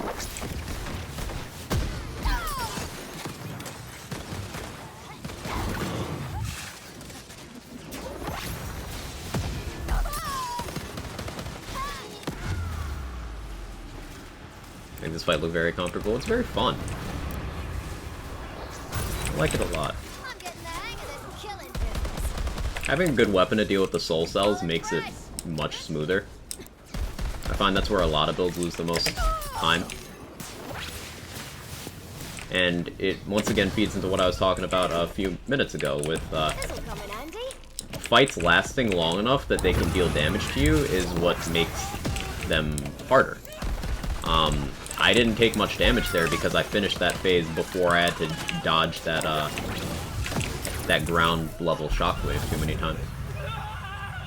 Like the mechanics of this fight? Yeah, me too.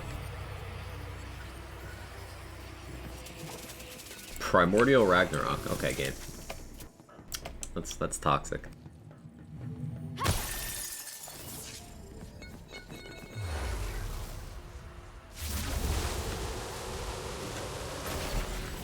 Got what they wanted with the lower drop rates, and now they complain drop rates are too low. It's almost like both sides of that argument are the quit having fun meme, but instead one person shouted at a group having fun as two people shouting at each other. Here's the thing, Ken.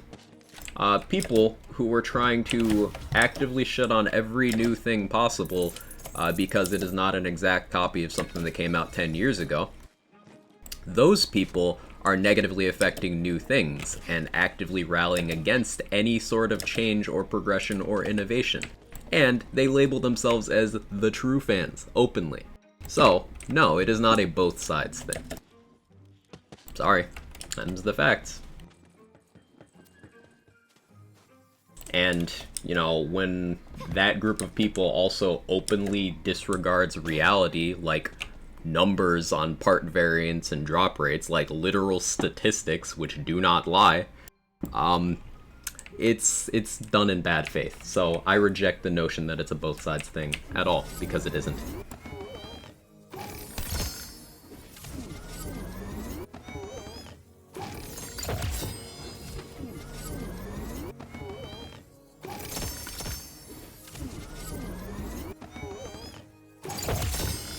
Like, you could literally tell someone, hey, this item had 850 variations in this game with a 12.5% drop rate, and then the next time it popped up, it had 85,000 variations with a 15% drop rate, therefore being harder to get a specific version, and that's why higher drop rates are in place. And they'll be like, no, too rewarding, so nerf it. Like, wait, that's not how that works. That is literally not how the math works. But the goalposts then move.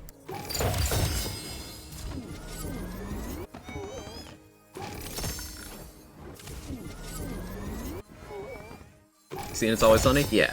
Update available for download? Ooh, let me check my Steam.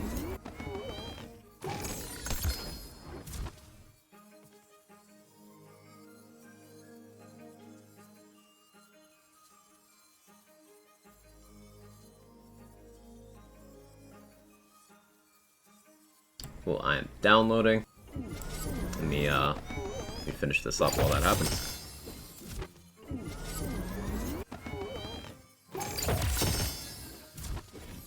This shouldn't affect my upload, but, you know, we'll see. Walmart connection. It's gonna take a while on my end. Yeah, probably me too. We'll see what happens.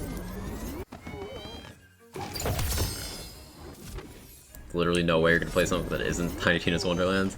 Well, I hate to break it to you this way, Nadashby, but I will be playing provided my internet connection and PC allow. I will be playing Outriders Worldslayer expansion today. Square Enix was very kind and slid into my DMs and offered me the opportunity to play, and they gave me a code. So shout out to them. I'll be changing my title and stuff to indicate, you know, sponsored. Once I do switch over, but I'm really looking forward to playing Worldslayer. It's gonna be a good time.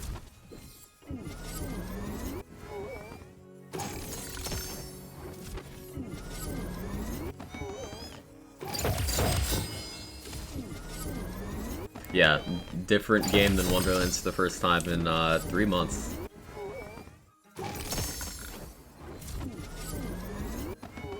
I'll be switching whenever that download finishes. It'll be a minute. More than a minute. Probably have time for another Chaos Chamber run, in all honesty.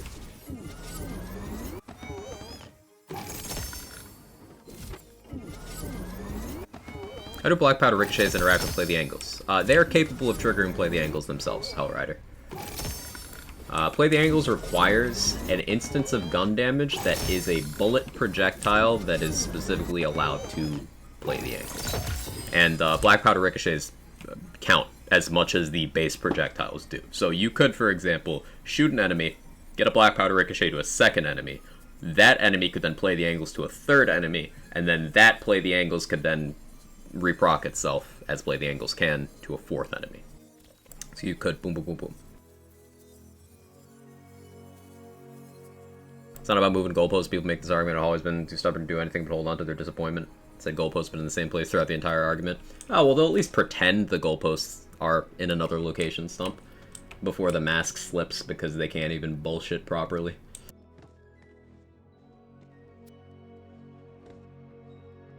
That's why you'll see them cling so heavily to things like, it's Borderlands. If they wanted it to be exactly like Borderlands, they would have maybe named it Borderlands.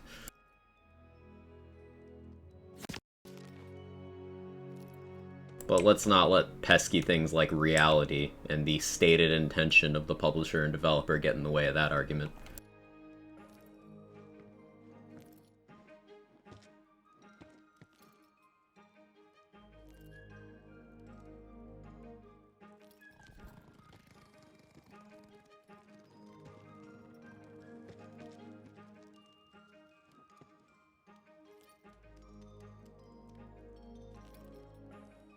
Quack said enemies hit too hard and quit to play Outriders.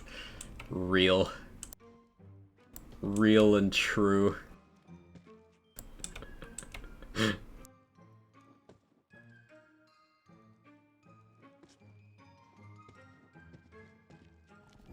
I was gonna hit like 2 other bunnies on this run, and I just forgot because I was like, haha, Spell Bunny go burr. Dazzler with AK card damage looking. I tried the Dazzler briefly. Now, I didn't build around it, and this is my own fault, but I was like, it's fine. I need to build around it. You know, get some soaked actual lightning damage bonuses.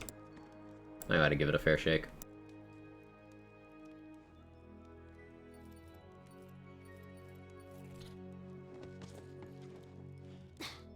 Selective Amnesia better than a purple for building on optimism around it. Is the self-fire status painful? It can hurt you a lot, Kumar. If you don't have healing to counteract it, it hurts a lot. It can kill you very quickly. Especially because its self-damage is affected by your damage formula. So, for example, if you have a bunch of fire damage, you're just gonna cook yourself with Amnesia very quickly. You need good healing to get around that. The damage boost from Amnesia is insane. As long as you have movement speed, that's what it scales off of, your movement speed stat. Doesn't even care how fast you're moving, it just looks at the stat itself. It basically just takes your movement speed and puts it in your all damage category. So this skill, Faithful Thralls, goes into your all damage category. Amnesia will give you 20% movement speed when it's active, and then take your total of movement speed. So including your myth rank, if you're using a Buffmeister, that goes in there. If you have move speed on armor, if you got movement speeds from skills, which 3 of the classes have, all of that will go into that calculation, and it gives you a huge damage bonus. But at the cost of you do need to take damage frequently to keep it on, and the self-damage can and likely will kill you. So counteracting it with things like Sanguine Sacrament healing is very important. But if you do have a lot of healing, then yeah, you can fight it.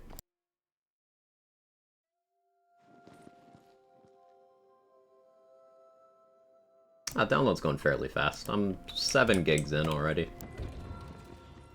I'll do another run, though. Do a boss run. Should be fairly fast.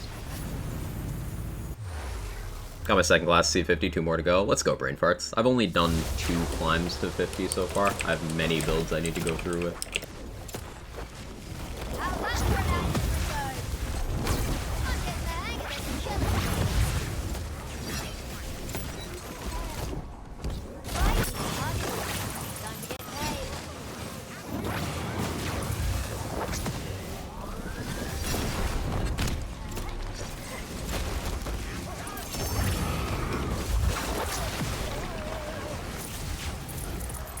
What's Outriders like? Kind of hard to describe. It's a very build-oriented, third-person looter-shooter. Strongly defined by class features. You choose your active abilities, you have 3 slots. So it's like having 3 different action skills you rotate through. There's a pretty good gear customization. It's a really well put together game. It's gotten a lot of post-launch support, and they've got some really good core ideas in there. I suppose I could reroll that Threads of Fate and try it out. Ascended's a good starting place, even though the parts aren't great.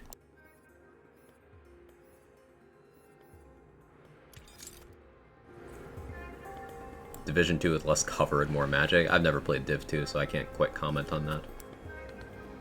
Throwable Hole works magic on the featured. Throwable Hole's great. Which class are you planning on starting Worldslayer with? I'll probably be starting with my Devastator. It's my most kitted out endgame character. My Pyro never quite finished. And my Trickster and Techno are lobies. Probably be leveling a Techno at some point.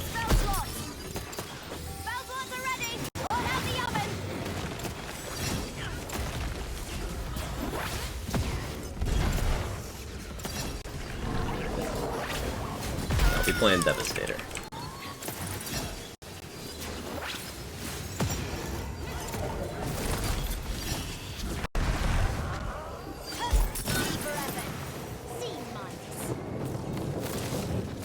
Hey, Noob Dog Dog.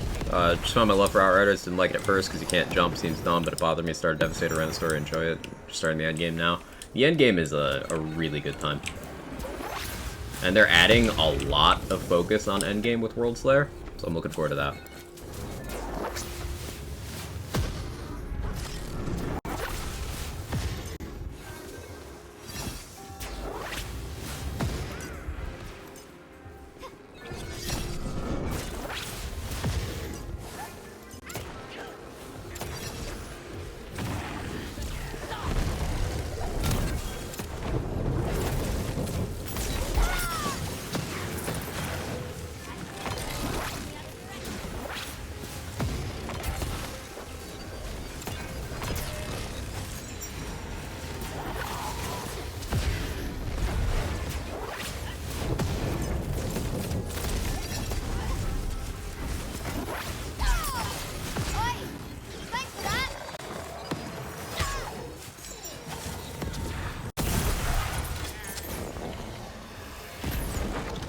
Oh, my connection's going a little haywire today. Is it super pixely today, chat?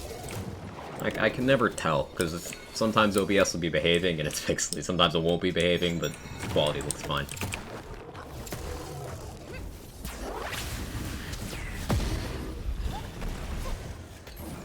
Wouldn't surprise me if my ISP rebelled today as well, considering the town started construction at 7 AM on my street too. That's more like it. Spurts of bad. Touch buffering here and there. Awkward.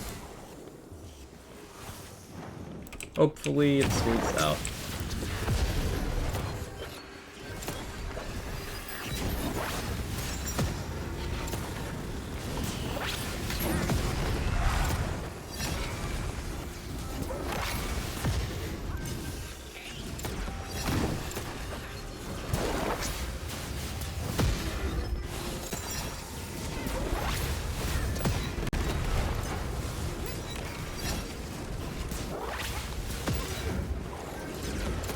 Almost had him.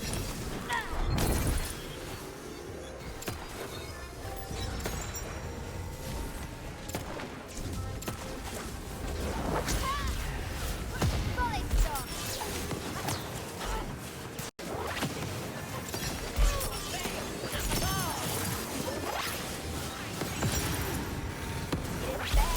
Got that going for you.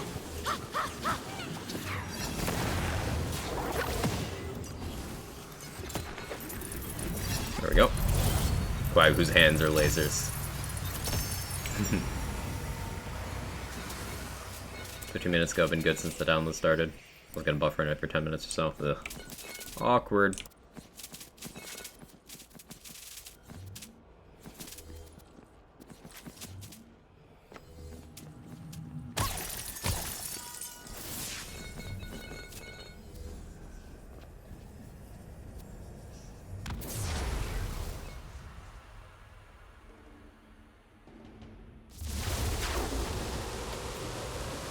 Using laser hands is a challenge sometimes. I pretty frequently discharge early. The thing with that is if you have enough crit chance, then you can use the laser hand as like an instant thing where you don't full charge. Or if you know it's strong enough to kill the enemy. Or if you know you're, hovering over a crit spot. Like, the full charge is better for body shotting. You don't really need to full charge it for headshots. Because laser hand can naturally crit. As in, from hitting someone in the head.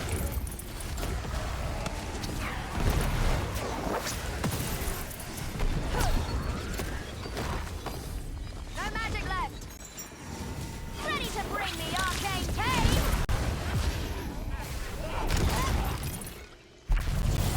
Darrow, whose mullet is pure sex. Excuse me? That's a combination of words. I wasn't expecting that, but I'm interested.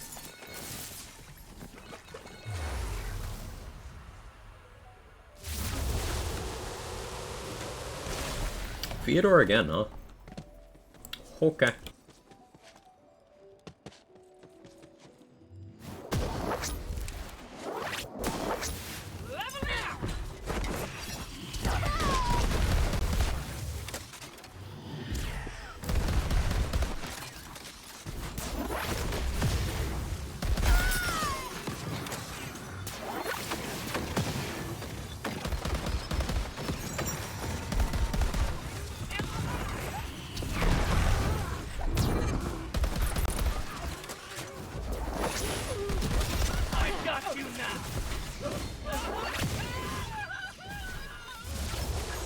Testing the Buffmeister? I'm not using Buffmeister. What do you mean?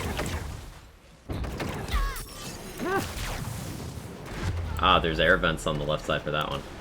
Good to know.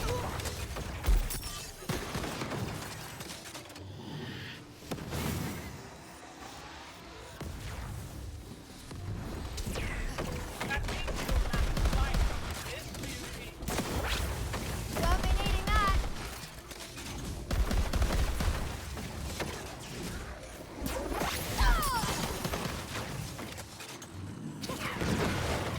Let's get casting and blasting.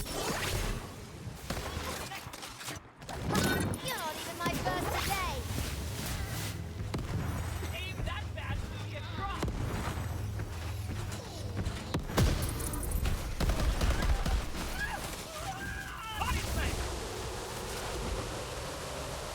Name of the chat. Ah.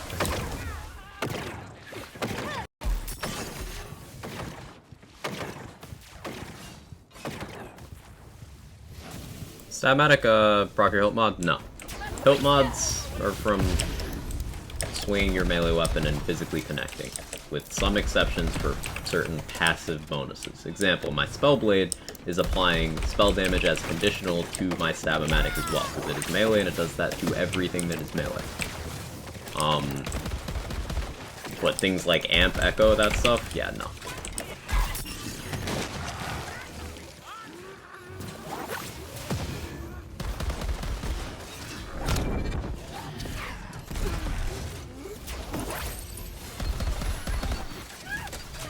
Helpful. 5-minute boss rush, the boss is the right thing, sub 3 is possible. Oh, absolutely. If you got something super fast, like,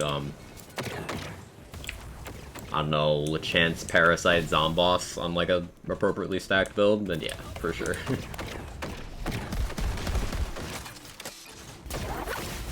Technically, Celissa is, like, one of the potential fastest, now that I think about it. Celissa is likely faster than Zomboss.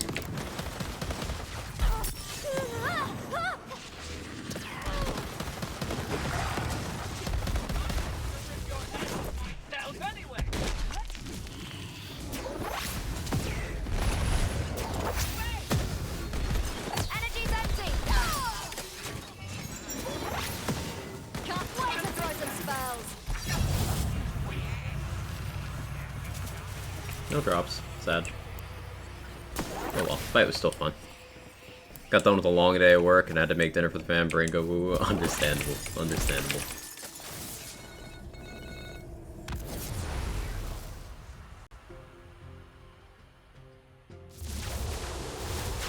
Halfway done.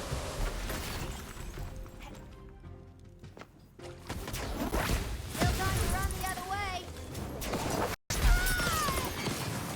Quickly discovering how insanely difficult it is to watch a Wonderland stream while playing Wonderlands. What, the conflicting sounds, Manic Geek? That gets me sometimes. Thanks for the reload, idiot. I tried to play Borderlands 1 while watching Lazy once, and it's hard because some of his alerts are Lilith lines, so I think that my character was talking.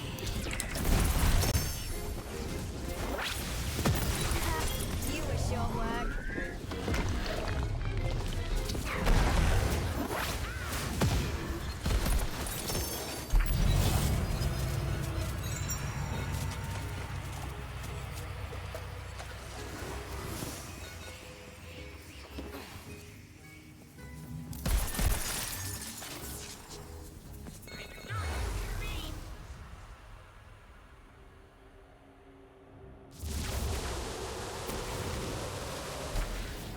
Dragon Lord.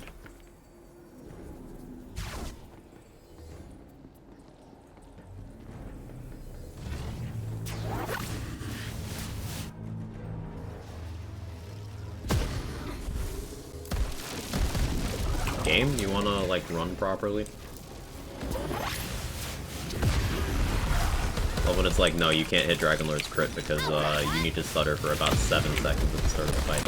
It's mandatory. Ready to cast.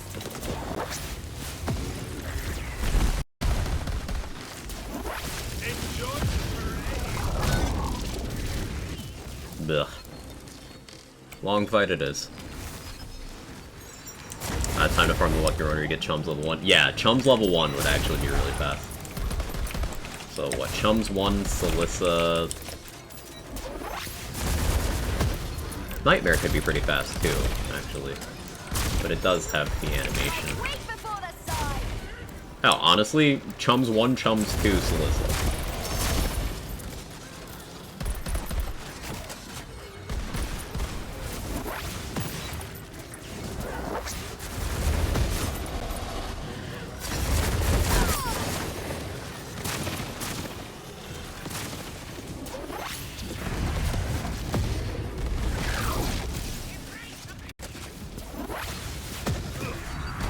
There we go, that was a solid hit. The barrel hit that enemy and didn't blow up on him. Awkward. Kneel before your Dragon Lord.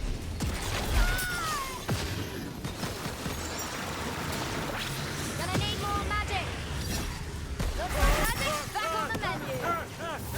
At least you'll stop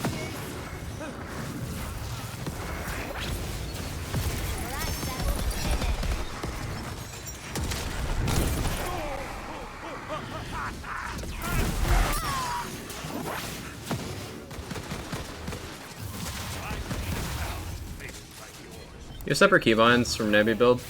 No. I have, my spell keybind on all my builds is on a mouse button, and then my action skill is on my F key. So I do have, one spell is on F and one is on a mouse button, currently. Ugh, sorry for the quality. My ISP sucks.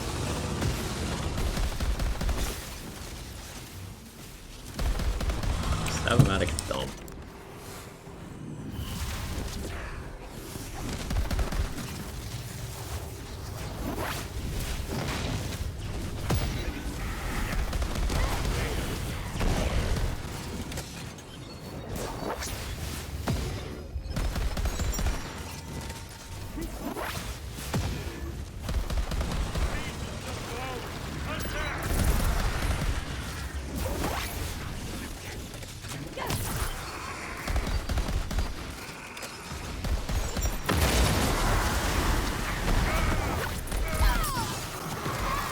Thanks for the reload, idiot.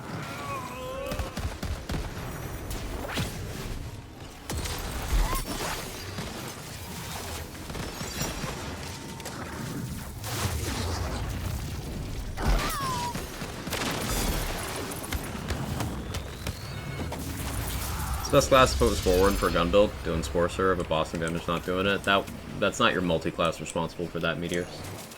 That would be choice of weapon. All multi-class combinations can do gun builds well enough to boss as well. That's your choice of weapon, not your multi-class. Or your choice of supporting buffs and such. Spore Serve is more than capable of bossing. And Spell Shot is still reigning supreme on gun setups, so... Personally, for my Spore gun build, I like running Stab Up From the Shadows to do some cool, consistent play the angles strats, but there's no secret multi-class to get better bossing damage. It's going to be what you're using in terms of kit. Skill tree is literally the least important part of your build, damage-wise. Unless you're talking very specific interactions such as Double Knot, skill tree is the least important part of your build. Gear does more, myth rank does more, it all does more.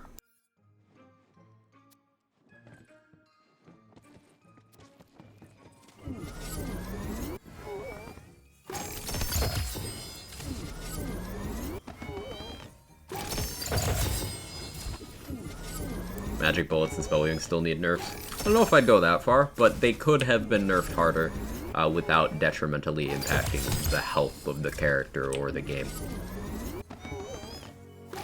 What I mean by that is spell weaving took a 20% nerf, and it would have taken an 80% nerf to put it on par with Ascension, which is the second biggest source of spell damage in the game. So it took a 20% nerf, and that still leaves it head and shoulders above all other sources of spell damage in the entire game. And it's completely free. Spell weaving just requires you to be that class. I'll give some Blight Caller info this week. I imagine they're going to space that out a fair bit, Shay.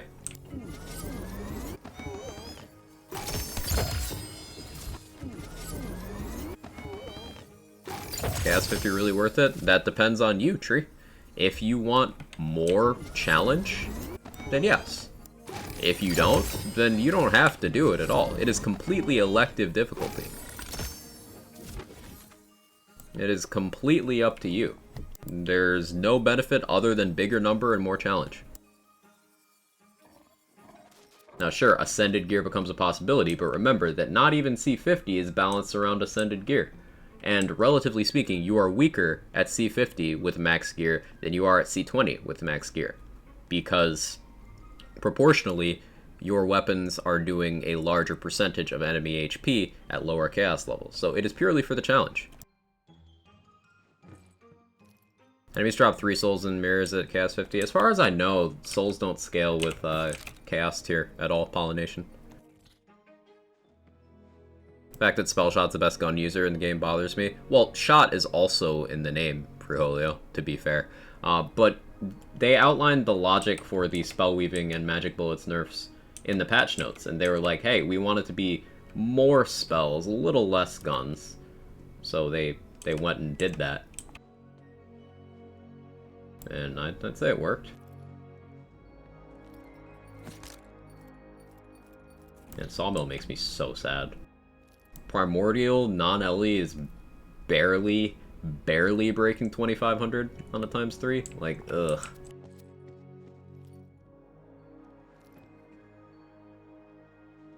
Bigger number, activate Monkey Brain. When it comes to something where you're investing so much of your time, like a looter shooter, I think fighting the Monkey Brain for a little bit is prudent for your own personal enjoyment. If you crave a challenge, if you have something to prove, if you want to be like, hey, look at my sick build that flexes on these super tough enemies, then yeah, absolutely. Chaos 50, it's your jam. But there's a lot of people who go onto Chaos 50 out of some self-constructed sense of obligation and then aren't ready and blame the game. Like, it's a long-term progression goal if you want it. Difficulty is structured in this game in a way that it is entirely on you. Unlike Borderlands 3 or Borderlands 2, there are no items that are locked behind higher elective difficulty tiers. That's not how it works. It's just the same stuff, but numbers are different. Enemies have more health, do more damage. That's it.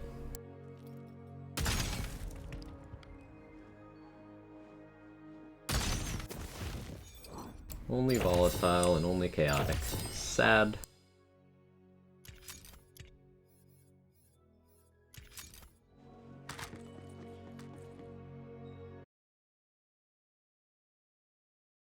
Spellweaving's always felt like a capstone. Yeah, it's that strong. Is there armor prefix preference for Deadshot? I don't look at prefixes at all. I have no idea which prefix is what. For Deadshot, I prefer whatever gives double knot. So, Tricksters, I guess, is what gives double knot. That one. That is the relevant bit.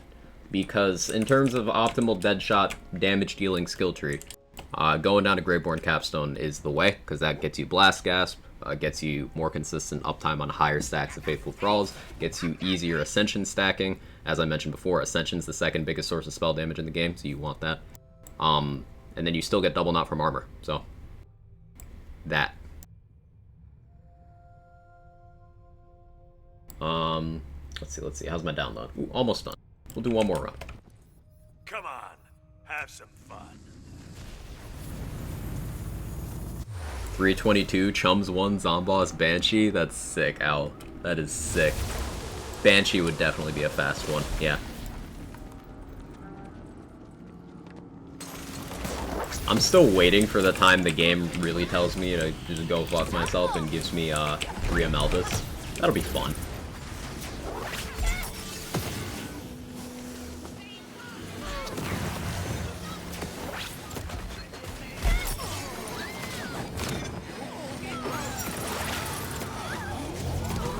Laser hand one-shotter? Yeah.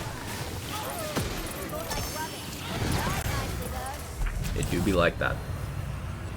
Banshee's one of my slower bosses. Banshee is a great example of what happens when people ignore the value of fire as an element. The player base as a whole kind of struggles with Banshee, and it's literally as simple as get fire. She's got a very open crit spot, very telegraphed movement, and you have uninterrupted access to the boss with the exception of the one animation where she goes intangible. It's just get fire. Kill Wastard quicker than Banshee. That can be somewhat build dependent, but fire. Fire, fire, fire. Fire.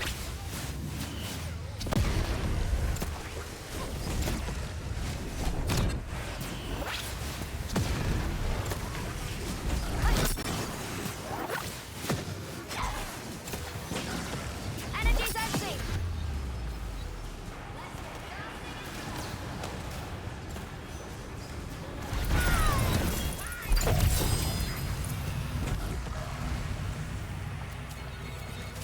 Primordial Thunder Anima. Ooh, came out of the box with a good enchant. I'll have to mess around with that. Very open crit spot. Hey Remy, how you doing? David, hope you're well. Got drilled at Imelda 4. Oof.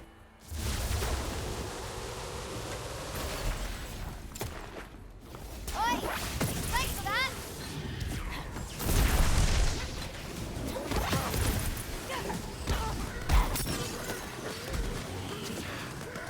Wonderful more of you turn up.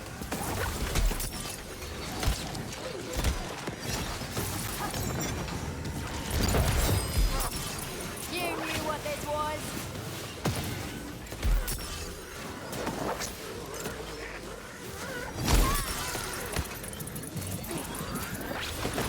I never get tired of that.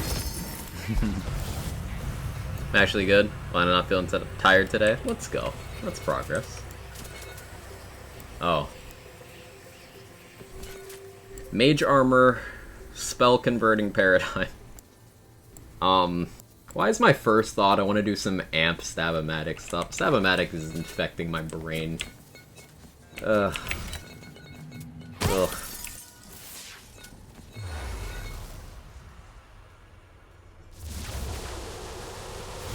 Barrel Maker do AoE damage? It does. It does.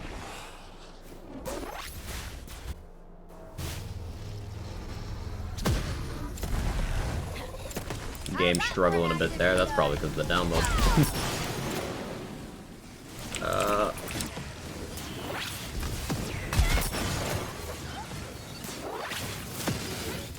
Struggles of streaming on a terrible PC. Love to see it. No magic left.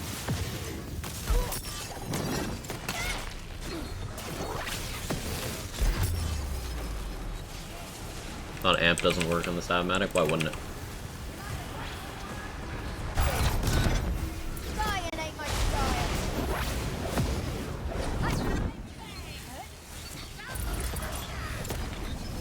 So, that's the way it's gonna be, eh? 8 or be eaten.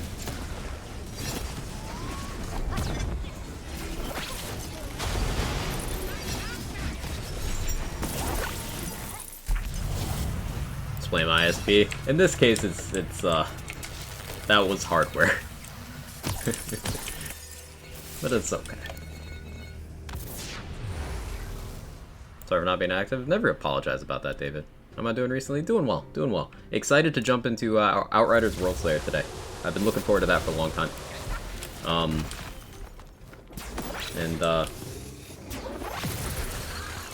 Square Enix hooked me up with a code for early access gameplay, so shout out to them. And I'll be switching over to that once my download is done. Should be like after this run. Looks like it's done now. I think it formally drops in 17 minutes. Unless it's already available for everyone.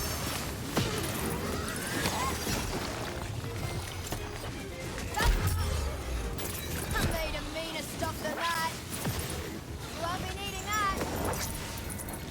Any tips for someone struggling through C27 to 30? Focus on your bossing strat. Whatever your go-to method for killing bosses is, that is the thing you're going to want to keep relevant above everything else, because you can make lots and lots of things work in mobbing, but finding a bossing option that's relevant to your build is very important. For this build, for example, a lot of bosses I'm able to hit them in the head with a laser hand, and that works well. But this throwable hole is really good consistent damage that I can throw on the ground when I can't hit a crit spot easily. More Dragon Lord, huh?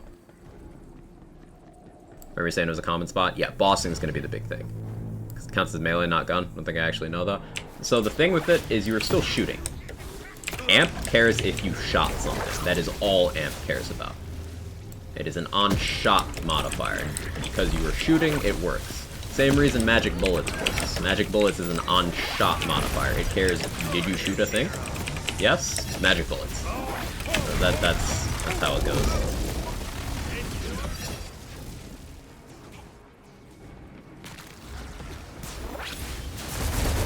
Our spell slot.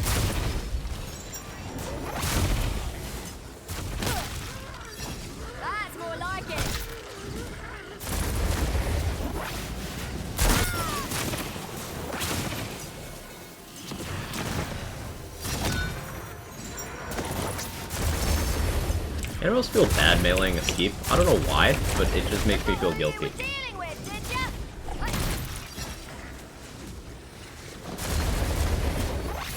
I'm getting the hang of this killing business.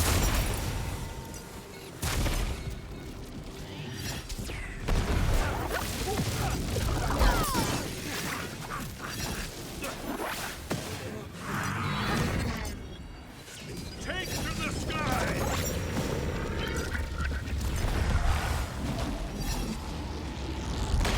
Sometimes I accidentally melee butt style and then feel guilty. Kneel before your I just know you'll never melee her as hard as the Dragon Lord did.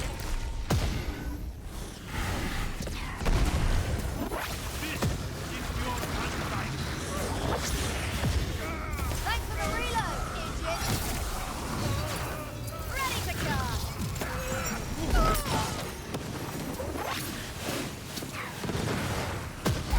Beat has entered the chat. What, to ask you to melee animals harder?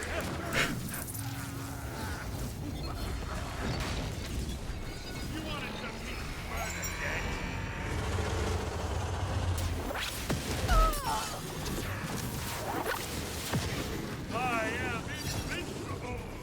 Fuck PETA, fuck PETA.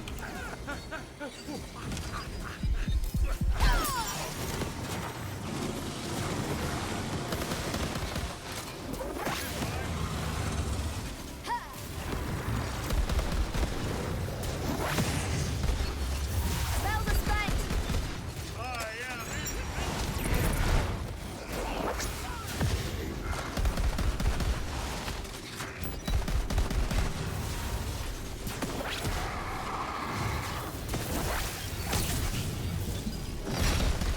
Still time to run the other way.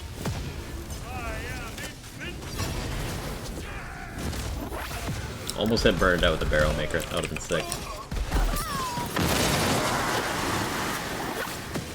At least you're some use. Have you seen? I'm way over. Appropriately named my Demilich Jarvis on the laser hand build. Let's go.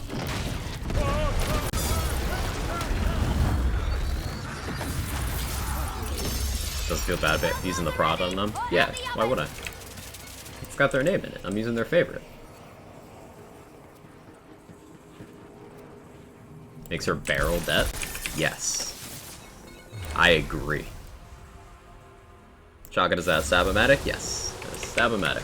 I happen to have a Spellblade on this build for the spell crit chance for my actual spells, and my armor happened to roll with a melee damage passive, so, like, it just makes sense. I do feel a little dirty using it, though.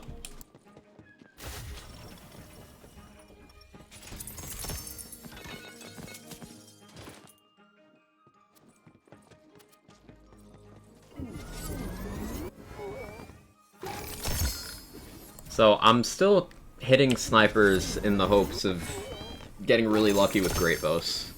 Something I'll work towards is I do want to put together a full inventory of 70 great bows on a character. I suppose I could make 74 great bows. 75 with... Nah, I couldn't use Anti-Hex to force that. I could have 74 great bows on one character.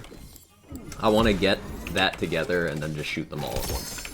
See how many Ascendants we get. That'd be a good time. But that does require me having the self-control to not shoot them all immediately as I get them. So, like, wouldn't bet on me getting that done.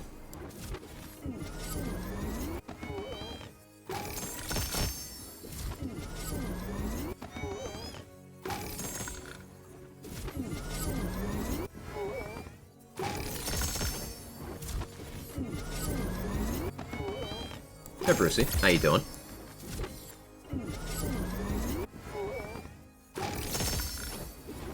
Boss rush great bow only? Yes.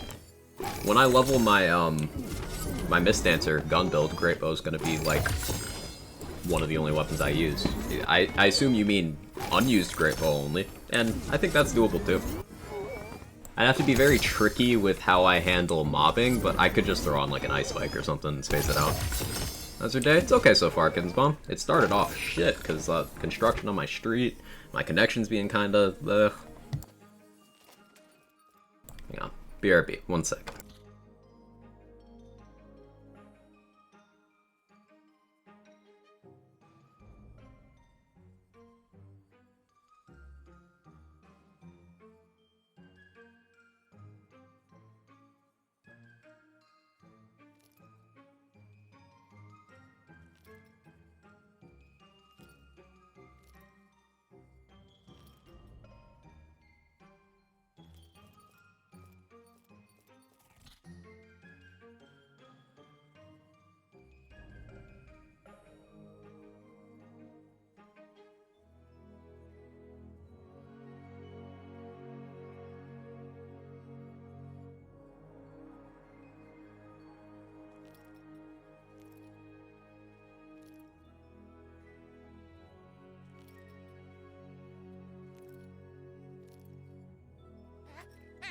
Okay, me back. Sorry about that.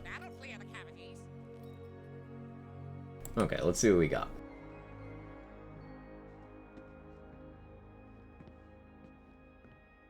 Great bow. I'll take it.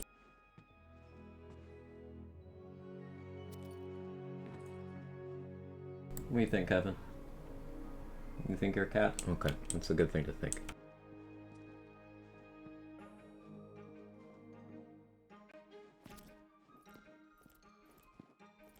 Non-chaotic envies. That's very awkward. I definitely agree with the idea that non-chaotic gear shouldn't be showing up nearly as much as it is on C50. Oh, there's another great bow in there.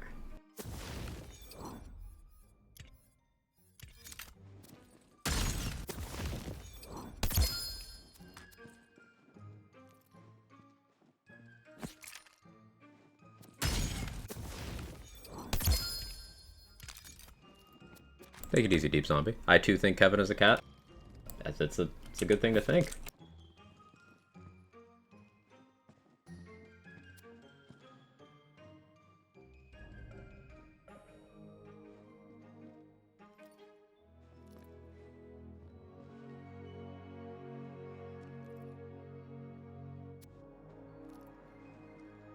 It's just that.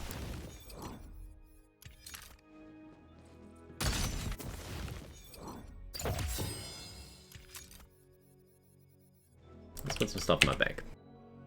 Love of non-chaotic gear light trails just turned off. I'd just mess with the rates, honestly. It's currently a 49% chance, if I remember correctly, on C50 to get a non-chaotic roll. I feel like that should be more like 20% at most.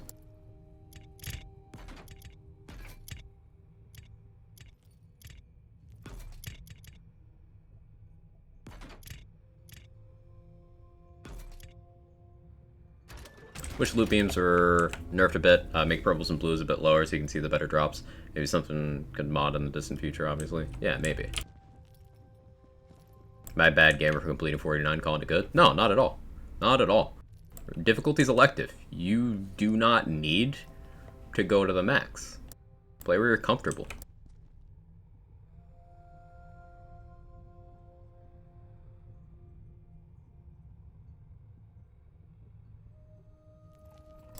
My update is still installing.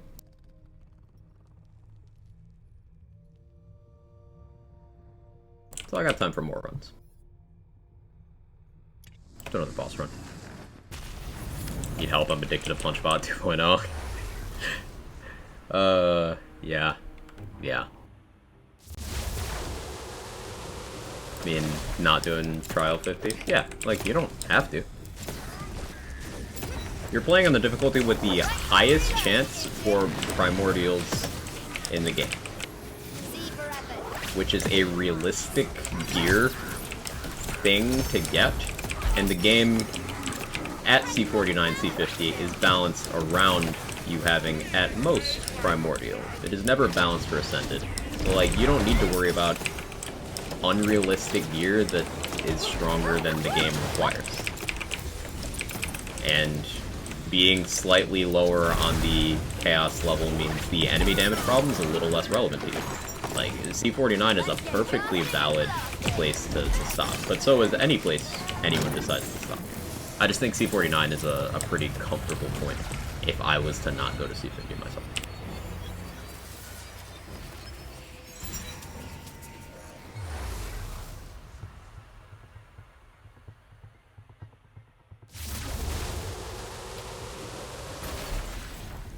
A lot of Lachance lately. I was hoping for Banshee.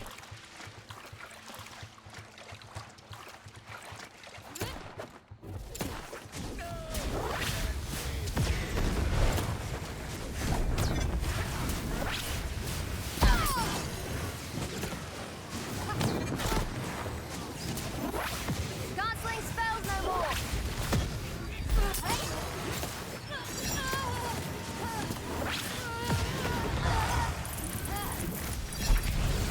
49 is nicely square, I'll accept it.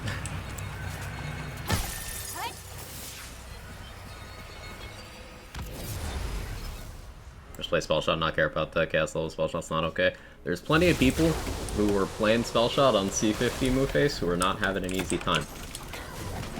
Spell Shot is stronger than it needs to be, yes, but C50 is difficult enough that you still do need to at least be doing some things right. And because the game itself doesn't really give you much direction on which things those are, people still struggle. It's not that simple for a lot of people. And you can always increase your difficulty even playing as a Spell Shot. If C50 is too easy for you, I recommend doing all elite runs. If all elite runs are too easy for you, I recommend you doing all elite runs with as many curses as you need. Doing maker runs, doing speed runs. There's always something you can do to make it harder. You do not need to go to the maximum difficulty if you don't want a challenge, and if you do go to the maximum difficulty for that challenge, you do have even more ways of increasing that challenge. It's a system that works well for everybody, as long as you use it and select the one that's right for you.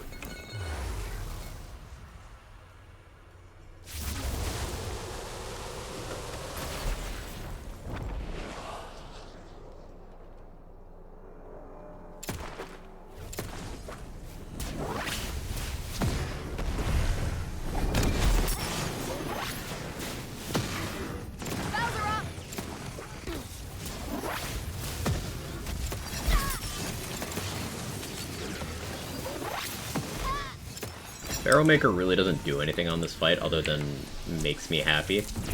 Like, I should swap it out, but like, I should really just double laser in this particular fight.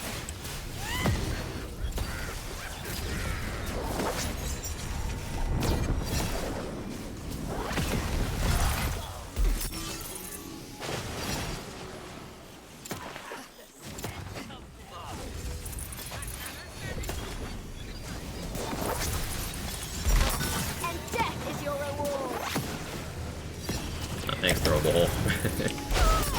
Big tick.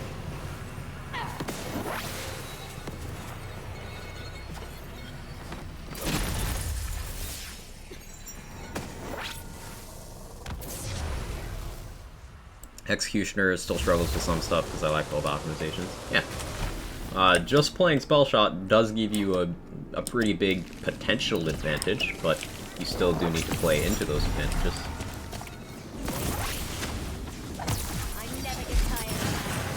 Just the core truth is this game's harder than Borderlands. It just is. That's the thing. People who were saying in bad faith back at C20 and C35, oh, bosses don't do anything, all that. Yeah, they're just making stuff up. This game is harder.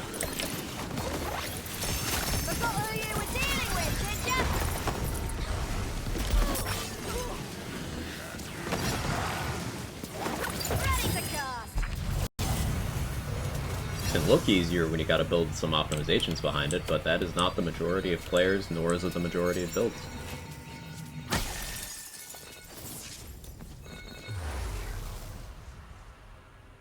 Pigwort on his own is harder than all of BL3. True. What is with all the Dragon Lord?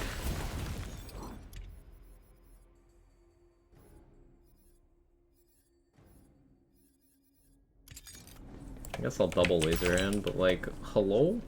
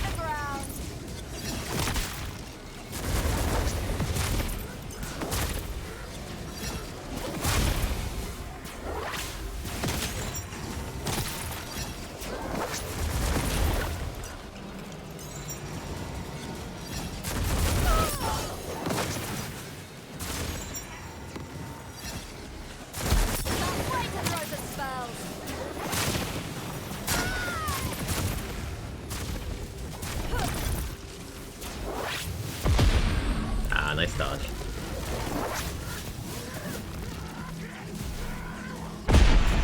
There we go.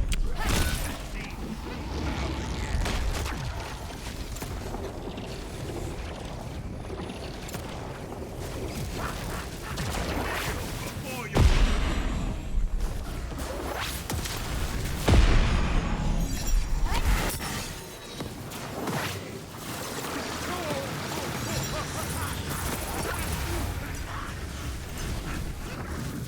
Spell shot can be an advantage, he says, in casually laser hands Dragon Lord into oblivion. Do you think I'm only using laser hand and spell shot and nothing else here? I made specific build choices to get that much damage.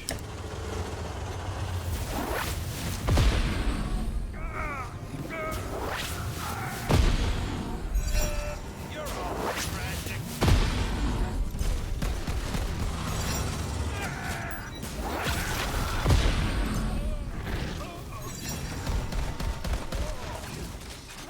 Spell slots are ready. Hot out the oven.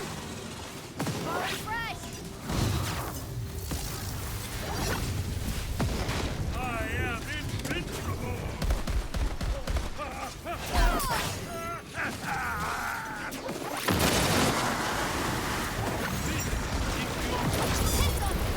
Yep. Your ours looks really familiar. Hey Jack, we'll be switching over shortly. Dragon Lord's such a cheater, giving himself a health back. Yeah. Game doesn't quite know how to handle when you blast past one of his phases.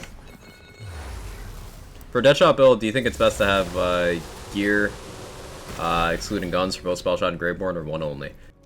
Generally the way I go about that is the biggest thing you can have to give a Deadshot an advantage is double knot armor. Because that allows you to not get double knot from your skill tree and allows you to get the better supplementary stuff from the Graveborn tree. But that decides your other stuff. Because if you have Blast Gasp, you want Graveborn power. And if you're using a double knot armor, you do not have Graveborn power from your armor. So you want Graveborn power on your amulet. Those are two things that are pretty much locked in. And then from there, you have some flexibility, but if you're focusing on spellcasting, you want spell damage rings. I run an Insight ring because it helps Blast Gasp out quite a bit, but, you know, I could just run spell damage. Body rune's good survivability and damage, but you got lots of flexibility in the ward slot, flexibility in spell slot, flexibility in your melee weapon slot. These slots matter a lot less than these two. Amulet and armor are the most important bit for a Deadshot. Hey Drazzer, thank you so much for the 21 months. I'm back from a long break, having a blast. Happy to have you. Thank you so much. Good to see you. Hope you've been doing well. Another Primordial Rain with a good enchant this time. I need more money.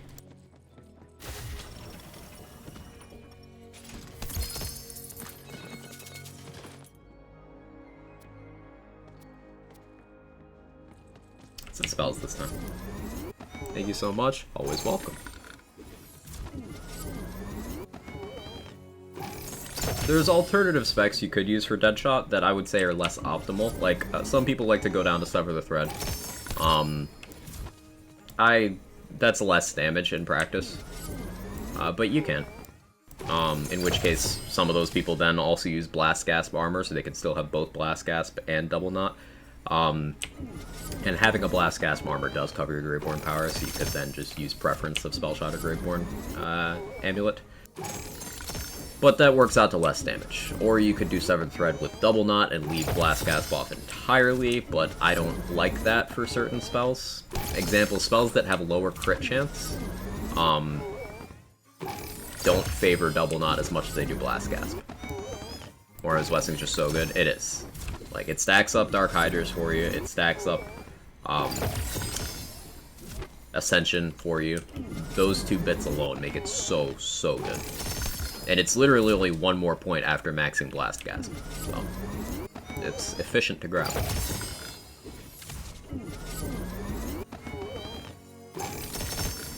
Alright, finishing this up, and then we'll be booting up World Slayer.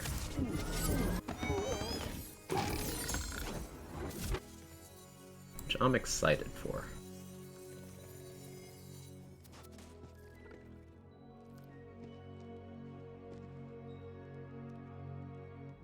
extra projectile on a triple ice spike is cool. It's primordial, it's repeating, but that status chance roll kind of kills it for me. Doing great. Got to Chaos 49, 1 run to go. Hope you're doing great too. Doing fantastic. Having a great day.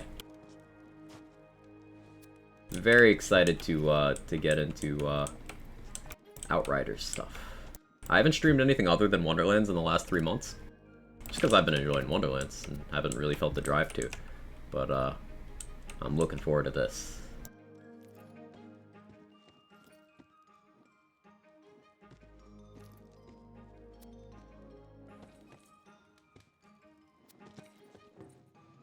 Okay. So, anyone who's just here for Wonderland stuff, I'm switching games now. I appreciate you hanging out. But for everyone who wants to see me jump into World Slayer, give me a few minutes to sort out some logistics. I gotta change my category, my title and stuff, etc., etc. 1 second.